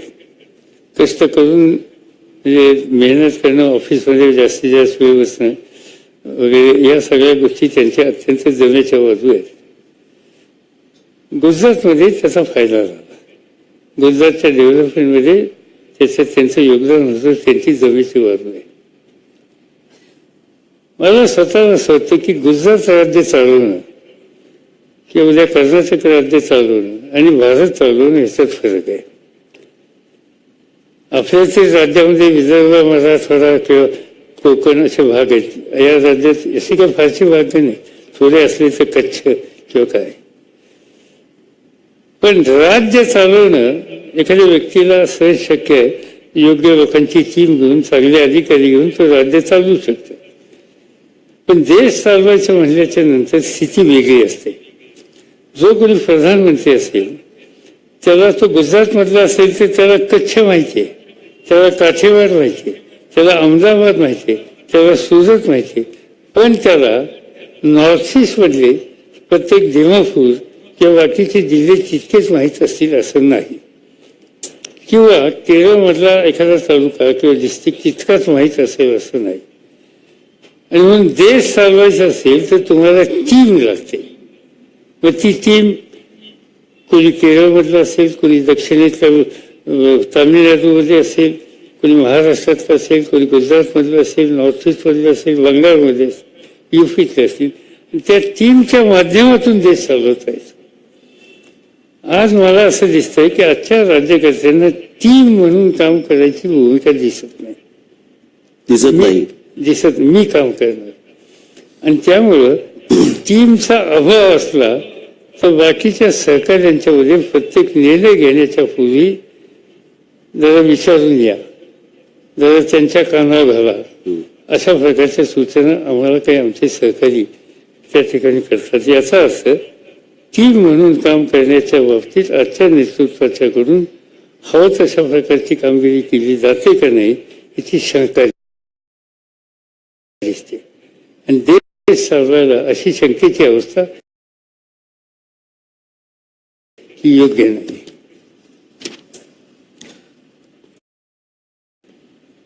साहेब, काँग्रेसचं काय भवितव्य वाटतं? असं आहे की त्यालाच एक जोडून प्रश्न सांगा ना. राहुल गांधींबद्दल आज काय मत आहे तुमचं? असं आहे की राहुल गांधींच्यात मी एक पहिल्यांदा गोष्ट अशी आहे की काँग्रेस ही जुनी काँग्रेस आणि आजच्या काँग्रेसमध्ये फरक आहे. जुनी काँग्रेस देशातल्या प्रत्येक राज्यामध्ये, प्रत्येक जिल्ह्यामध्ये, प्रत्येक तालुक्यामध्ये पोचलेली संघटना होती, स्वातंत्र्यासाठी योगदान देणारी आणि नंतर संसदीय लोकशाही या देशामध्ये उभी करणारी. आज अनेक राज्य असे आहेत की त्या ठिकाणी काँग्रेस नाही, अनेक जिल्हे असे आहेत की त्या ठिकाणी काँग्रेस दुबळी झालेली, आणि आज त्याचं नेतृत्व करण्याचं आव्हान हे या तरुणाला पडलेलं आहे. या तरुणाला मी पार्लमेंटमध्ये गेले 5-10 वर्ष बघतोय. मला गेल्या काही वर्षातून आजच्या काळात थोडा फरक असा दिसतो. आज त्याची विषय समजून घ्यायची, देशाच्या विविध भागामध्ये जायची, तिथल्या जाणकारांची सुसंवाद करायची आणि शिकण्याची आज त्याची तयारी आहे असं मला दिसतं. आणि मी माझ्या व्यक्तिगत जीवनाचं तुम्हाला एक सांगतो की ज्या विषयाचं आपल्याला समजत नाही त्या विषयाचा जाणकार आपल्यापेक्षा लहान वयाचा, लहान पदाचा असला पण तो जाणकार असला तर त्याच्याकडून समजून घ्यायला मला कधीही फणा वाटत नाही. मी संरक्षण मंत्री झालो, डिफेन्स मिनिस्टर झालो, तर मला डिफेन्स मिनिस्ट्रीच्या रँक्स माहीत नव्हत्या. लेफ्टनंट जनरल मोठा का लेफ्टनंट मोठा इथपर्यंत परिस्थिती होती. मी शपथ घेतली आणि दुसऱ्या दिवशी कॉन्टॅक्ट केलं.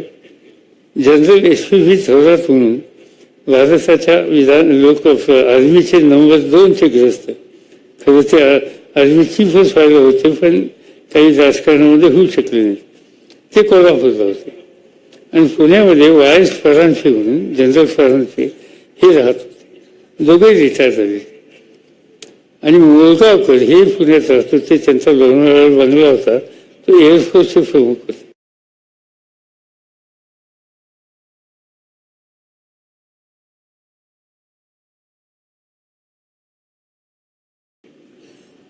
मी दिल्लीपासून निघालो, पुण्याला आलो, कोल्हापूरला गेलो आणि विद्यार्थ्यासारखं 2 दिवस थोरातांच्याकडे बसलो आणि डिफेन्सची सगळी माहिती समजून घेतली.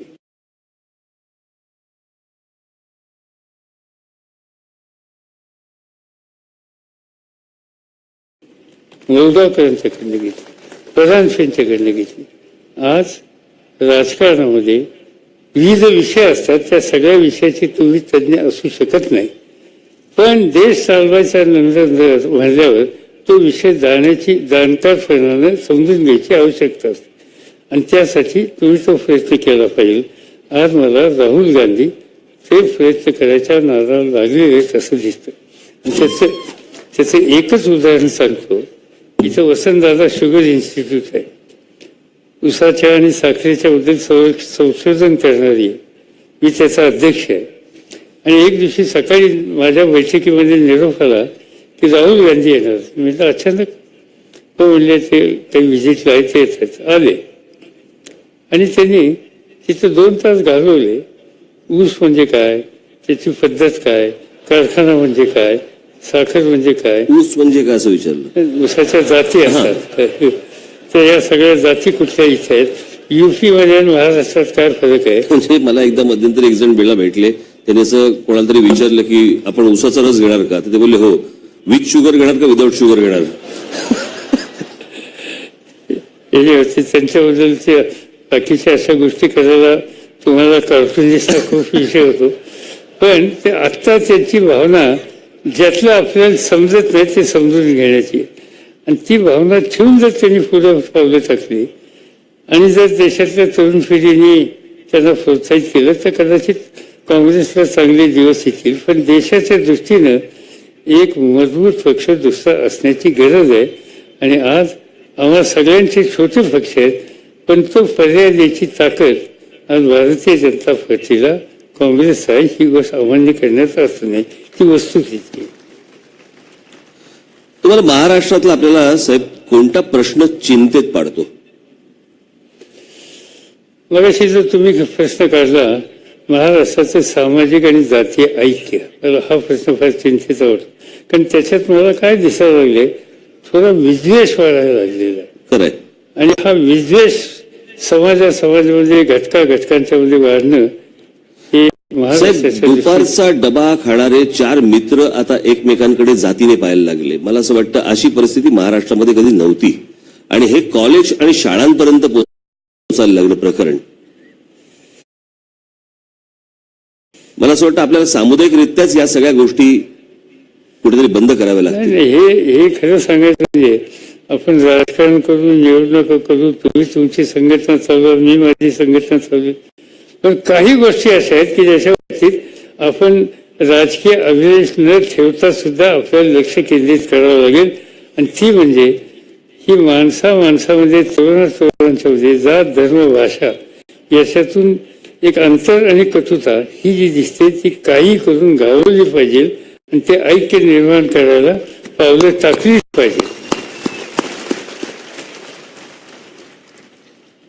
असा कोणता नेता आहे साहेब की जो गेल्यावरती तुमच्या मनाला चटका लावून गेला? गेल्यानंतर असे काही लोक आहेत म्हणजे ज्यांच्याबद्दल खरं सांगायचं म्हणजे ज्याच्या व्यक्तिगत असोसिएशनचा तो प्रश्न आहे.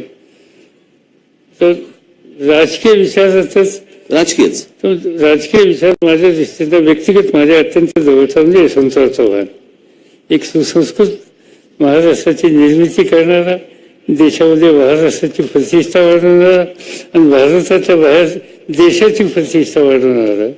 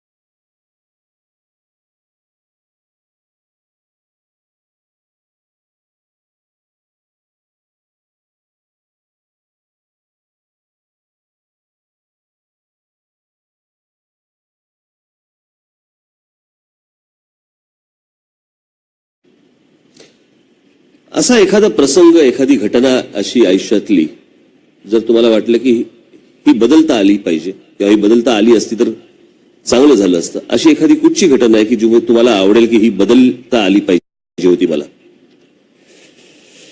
आज सांगणे एकदम अवघड आहे, कारण अशा बऱ्याच गोष्टी आहेत की ज्या बदलाच्या संबंधीची आवश्यकता होती आणि ती बदलता नाही.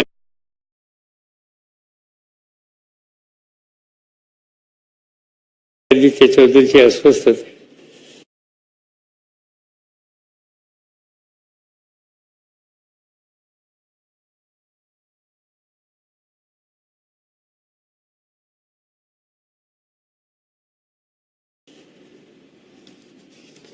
आता मगाशी या ठिकाणी सांगण्यात आलं, त्या फिल्ममध्ये मी ऐकत होतो, मी 4 वेळेला मुख्यमंत्री होतो.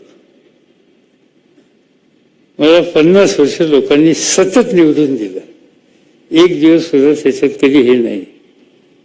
आणि हे भाग्य सहजासहजी कुणाला मिळत नाही. मी महाराष्ट्रातल्या सर्वसामान्य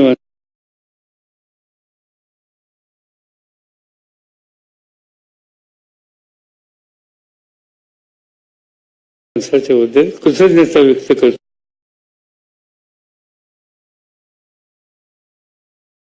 तो त्याच्यामुळे मला हे सगळं मिळालं.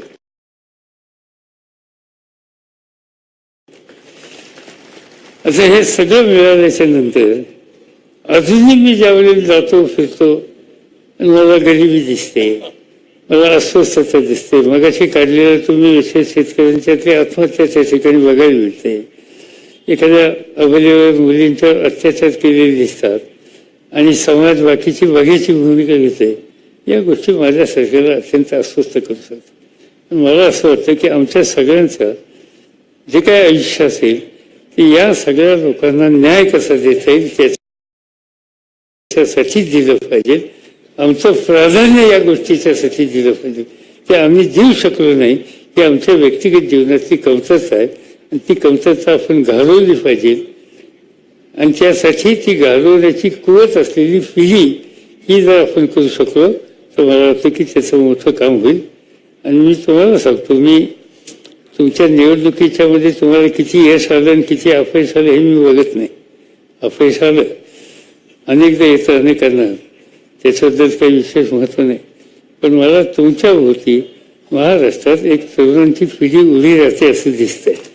आणि त्या पिढीला तुम्ही या प्रकारची दृष्टी देऊ शकला तर मला असं वाटतं की त्या महाराष्ट्राच्या भल्यासाठी. साहेब, आता शेवटचा रॅपिड फायर. मी 2 गोष्टी सांगणार, त्यातलं एक निवडायचं तुम्हाला. यशवंतराव चव्हाण की इंदिरा गांधी, कोण योग्य वाटतं? कसं आहे की दोघांच्यात काही गोष्टी एका वाक्यात उत्तर द्यायचं साहेब. एका वाक्यात देता येणार नाही.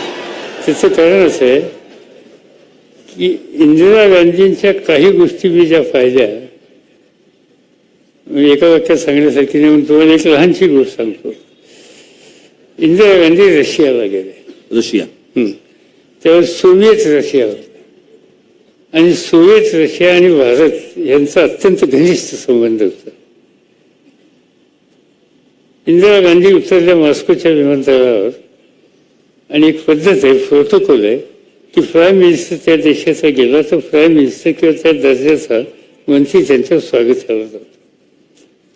इंदिरा गांधींच्या स्वागताला त्या दर्जाची व्यक्ती रशियन गव्हर्नमेंटनी पाठवली नाही. आपले अँबॅसेडर होते इंदर गुजराल, नंतर प्राईम मिनिस्टर झाले. गुजरालींनी त्यांचं स्वागत केलं, रशियन अधिकाऱ्यांनी त्यांचं स्वागत केलं.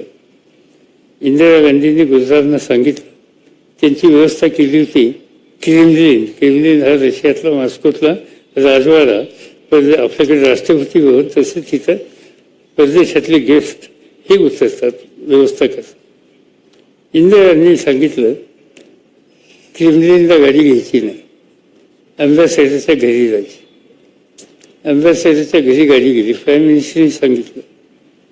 तिथं गेल्याच्या नंतर त्यांनी विचारलं, तिथं तयार झाल्या त्या. आणि एम्बॅसी आपली मोठी आहे, तिथं अनेक क्वार्टर्स आहेत, तिथं इंडियन बाकीचे राहतात कर्मचारी. त्यांनी सांगितलं की इथं शनिवार होता, सुट्टी होती, की लहान मुलं कोणाच्या घरात आहेत. ती सगळी लहान मुलं गोळा केली आणि ते त्या मुलांच्यावर तिथले हिरवळीत खेळत बसले. लंगडी, गोट्या हे सगळे खेळ इंदिरा गांधी त्या मुलांच्यावर करत. आणि क्रेमलिनला रशियन प्राईम मिनिस्टर आणि हे यांची वाट बघत होती. इतक्या वेळ झाली गाडी येत नाही म्हणजे कळलं तर गाडी इकडे गेलेली. आणि नंतर मग वळत तिथले प्राईम मिनिस्टर त्यांना घ्यायला त्या ठिकाणी आले आणि त्यांनी सांगितलं की त्यांच्या लक्षात आलं की आपली चूक झाली. आणि त्यांनी त्या ठिकाणी दिलगिरी व्यक्त केली. इंदिरा गांधींनी सांगितलं की दिलगिरी किंवा हे व्यक्तिगत माझा अपमान नाही. 100 कोटी लोकांच्या देशाचा मी प्रतिनिधी आहे. त्या 100 कोटी लोकांची प्रतिष्ठा ही सांभाळणे माझी जबाबदारी आहे. रशिया आपला अत्यंत जवळचा मित्र त्या देशाच्या प्राईम मिनिस्टरला सुद्धा हे सांगायचे धाडस इंदिरा गांधीच करू शकतात. आणि नाही, ते त्यांनी केलं. असं एक इंदिरा गांधीचं वेगळं व्यक्तिमत्व. यशवंतराव स्वभाव, वाचन, लिखाण, सुसंस्कृत भूमिका हा सगळा एक वेगळा दृष्टिकोन होता. आणि त्यामुळे दोघांच्या स्वभावामध्ये, भूमिकेमध्ये फरक होता. दोघांचं योगदान आहे.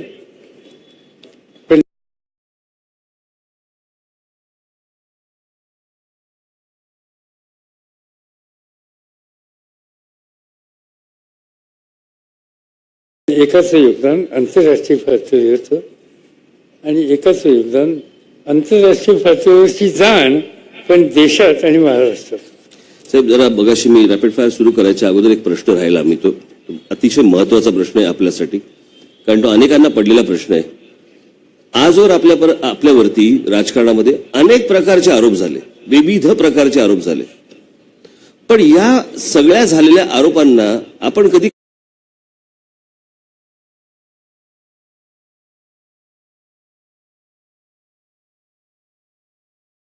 क्लॅरिफिकेशन देत नाही आणि त्याच्यामुळे झालेले आरोप हे जास्ती ज्याला काय म्हणतो आपण त्याला घट्ट होतात किंवा लोकांच्या मनात ते पक्के बसतात, असं नाही का वाटत? म्हणजे तुम्ही जर समजा एखादा आरोप झाल्यावरती त्याच वेळेला जर त्याचं स्पष्टीकरण दिलं तर लोकांच्या मनात त्या सगळ्या गोष्टी निघून गेल्या असत्या.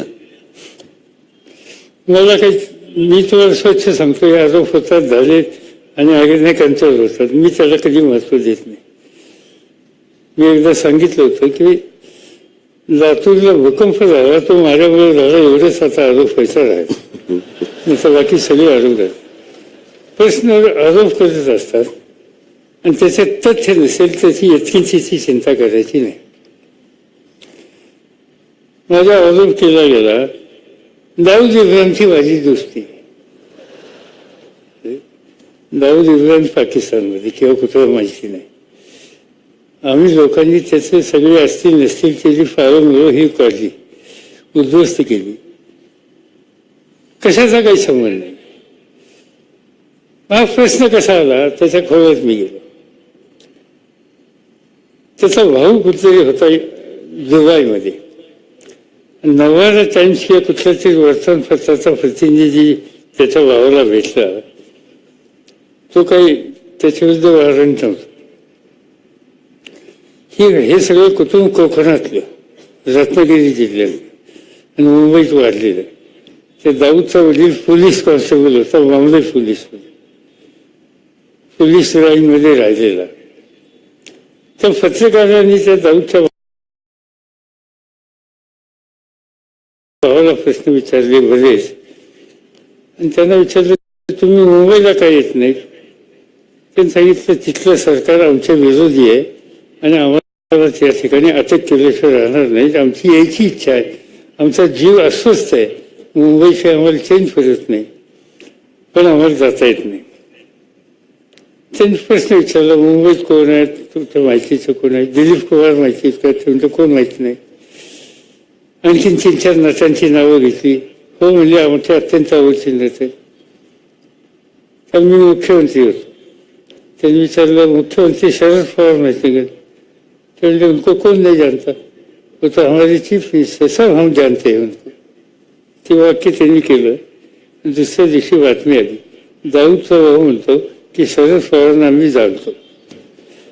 आणि नंतर देशाच्या लोकसभेमध्ये आमचे परम मित्र, याच महाविद्यालयाचे विद्यार्थी आणि उत्तर प्रदेशचे गव्हर्नर राम नाईकांनी प्रश्न विचारला आणि तिथे सांगितलं की दाऊदचा भाऊ म्हणतो की मी यांना ओळखतो, याचा अर्थ याची चौकशी करणार.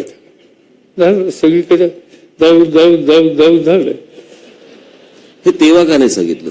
नाही, हे तेव्हा सांगण्याचा अर्थ नव्हता, पण ते सांगण्याचा तो काळही नव्हता. कारण त्याच्यातून असं त्यावेळेला ज्याने हा प्रश्न फार जेव्हा केले ते माझे विरोधी मित्र होते, पण विरोधी होते. विरोधक म्हणून कॉन्शियस त्यांच्या पक्षाचा हा निर्णय होता आणि हे पुढे न्यायचंही त्यांनी ठरवलेलं होतं. मला असं वाटतं की या गोष्टी येतात ज्याच्यात तथ्य नसेल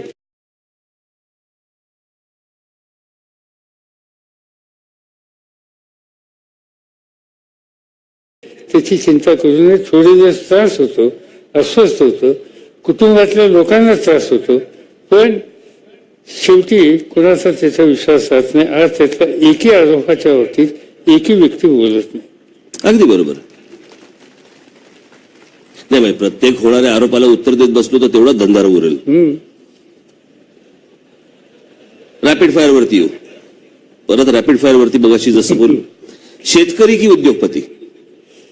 असं की हा देश शेतकऱ्यांचा जास्त आहे, त्यामुळे शेतकरी.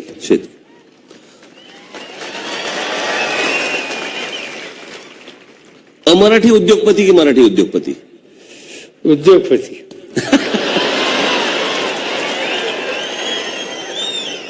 दिल्ली की महाराष्ट्र? अडचणीचा प्रश्न आहे. पण शेवटी दिल्लीच. दिल्ली. पण महाराष्ट्र व्यवस्थित ठेवायचं असेल तर दिल्ली हातात पाहिजे.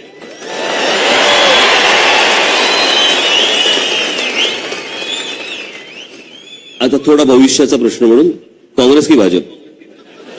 शिवाय काँग्रेस. काँग्रेस. शेवटचा प्रश्न, मी आतुर आहे त्याला. राजकीय उद्धव.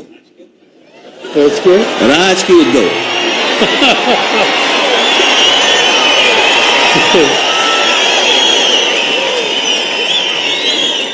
ठाकरे कुटुंबीय.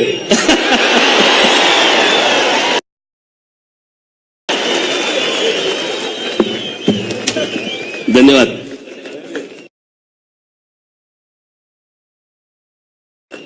राज साहेब जोपर्यंत व्यंगचित्र काढत नाहीत तोपर्यंत मुलाखत संपणार नाही. व्यंगचित्रकार राज साहेब यांचा परिचय आपल्याला झाला पाहिजे चित्रातून. मी विनंती करतो ते कॅरिकेचर या मुलाखतीचा समारोप व्यंगचित्रानेच झाला पाहिजे. आपल्याला विनंती सर, आम्ही तयारी केलेली तिथे आणून ठेवतो आणि आपण एक कॅरिकेचर करावं. वर घ्या ते वर आणून ठेवतो. आणि तत्पूर्वी मी सचिन इटकर यांना विनंती करतो की त्यांनी आभार प्रदर्शन करावं, नंतर व्यंगचित्र. सचिनजी काय आहे? हा ठीक आहे. सचिन तुम्ही आभार प्रदर्शन. आभार. एक मिनिट तुम्ही बरोबर आभार मानतो. आदरणीय साहेब, राज ठाकरे साहेबांनी प्रश्न विचारला की तरुणाईला उद्योगाच्या काय संधी. जागतिक मराठी अकादमीच्या वतीनं आम्ही सर एक उपक्रम राबवतोय. महाराष्ट्रातले जगभरात काम करणारे जवळपास 10 लाख लोक आहेत.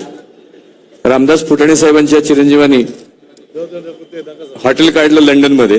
अशा अनेक लोकांच्या आपण व्हॉट्सअपवरती प्रतिक्रिया मागवतोय की ज्यांनी वेगवेगळ्या देशामध्ये काय काय व्यवसाय केले आणि त्यातनं इथल्या तरुणाला जर भारताबाहेर काही व्यवसाय करायचे असेल त्याच्या संधी मिळतील. अशा जागतिक मराठी अकादमीच्या वेबसाईटवरती आपण वेगवेगळ्या प्रतिक्रिया उपलब्ध करतोय. प्रयत्न आहे की 10,000 प्रतिक्रिया पुढच्या 3-1 महिन्यात मिळाव्यात आणि त्यासाठी आपण काम करतोय. नमस्कार. खरं तर आभार आपल्या सर्व या ठिकाणी उपस्थित असलेल्या 25,000 पेक्षा जास्त रसिकांचे मला सर्वप्रथम मानायचे आहेत. कारण दुपारी 4 वाजल्यापासून आपण या ठिकाणी ज्या उत्साहाने आणि ज्या आदरणीय शरद पवार साहेब यांच्यावरील प्रेमापोटी आणि आदरणीय राजसाहेब ठाकरे यांच्या आकर्षणापोटी या ठिकाणी आपण सर्वजण या ठिकाणी दुपारी 4 वाजल्यापासून उपस्थित आहात. आपल्या सर्वांचे तसेच इलेक्ट्रॉनिक मीडियाच्या माध्यमातून महाराष्ट्र आणि देशामधल्या करोडो लोकांनी आज ही मुलाखत या ठिकाणी लाईव्ह पाहिलेली आहे. कदाचित या देशाच्या इतिहासातली पहिली अशी मुलाखत असेल ज्या मुलाखतीला प्रत्येक घराघरामध्ये ही मुलाखत आज कौटुंबिक एक सोहळा म्हणून लोकांनी ही मुलाखत या ठिकाणी पाहिली. आणि या ठिकाणी उपस्थित असलेले आपण सर्व 25,000 पेक्षा जास्त रसिक प्रेक्षक आपल्या सर्वांचे मी या ठिकाणी मनपूर्वक आभार मानतो. खरं तर ही मुलाखत 6 जानेवारीला होणार होती आणि त्या काही कारणास्तव ती पुढे ढकलली गेली. आज हा योग या ठिकाणी आला आणि या ठिकाणी उपस्थित असलेले सर्व इलेक्ट्रॉनिक आणि प्रेस वृत्तपत्रांचे सर्व संपादक या ठिकाणी आज उपस्थित आहेत. आज सर्व पत्रकार बंधू या ठिकाणी उपस्थित आहेत. त्यांनी सर्वांनी या मुलाखतीला खूप चांगली प्रसिद्धी दिली आणि मुलाखत घराघरापर्यंत पोहोचवली. आज आम्हाला या संमेलनासाठी मदत करणारे आज बीबीजी ग्रुपचे हनुमंतराव गायकवाड असतील, आमचे DY पाटील ग्रुपचे डॉक्टर PD पाटील असतील,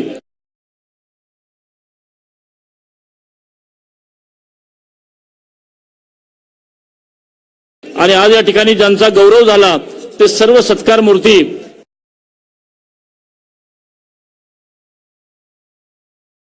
या सर्वांचे मी या ठिकाणी मनपूर्वक जागतिक मराठी अकादमी तर्फे बीबीजी ग्रुप तर्फे या ठिकाणी आपले मनपूर्वक आभार मानतो.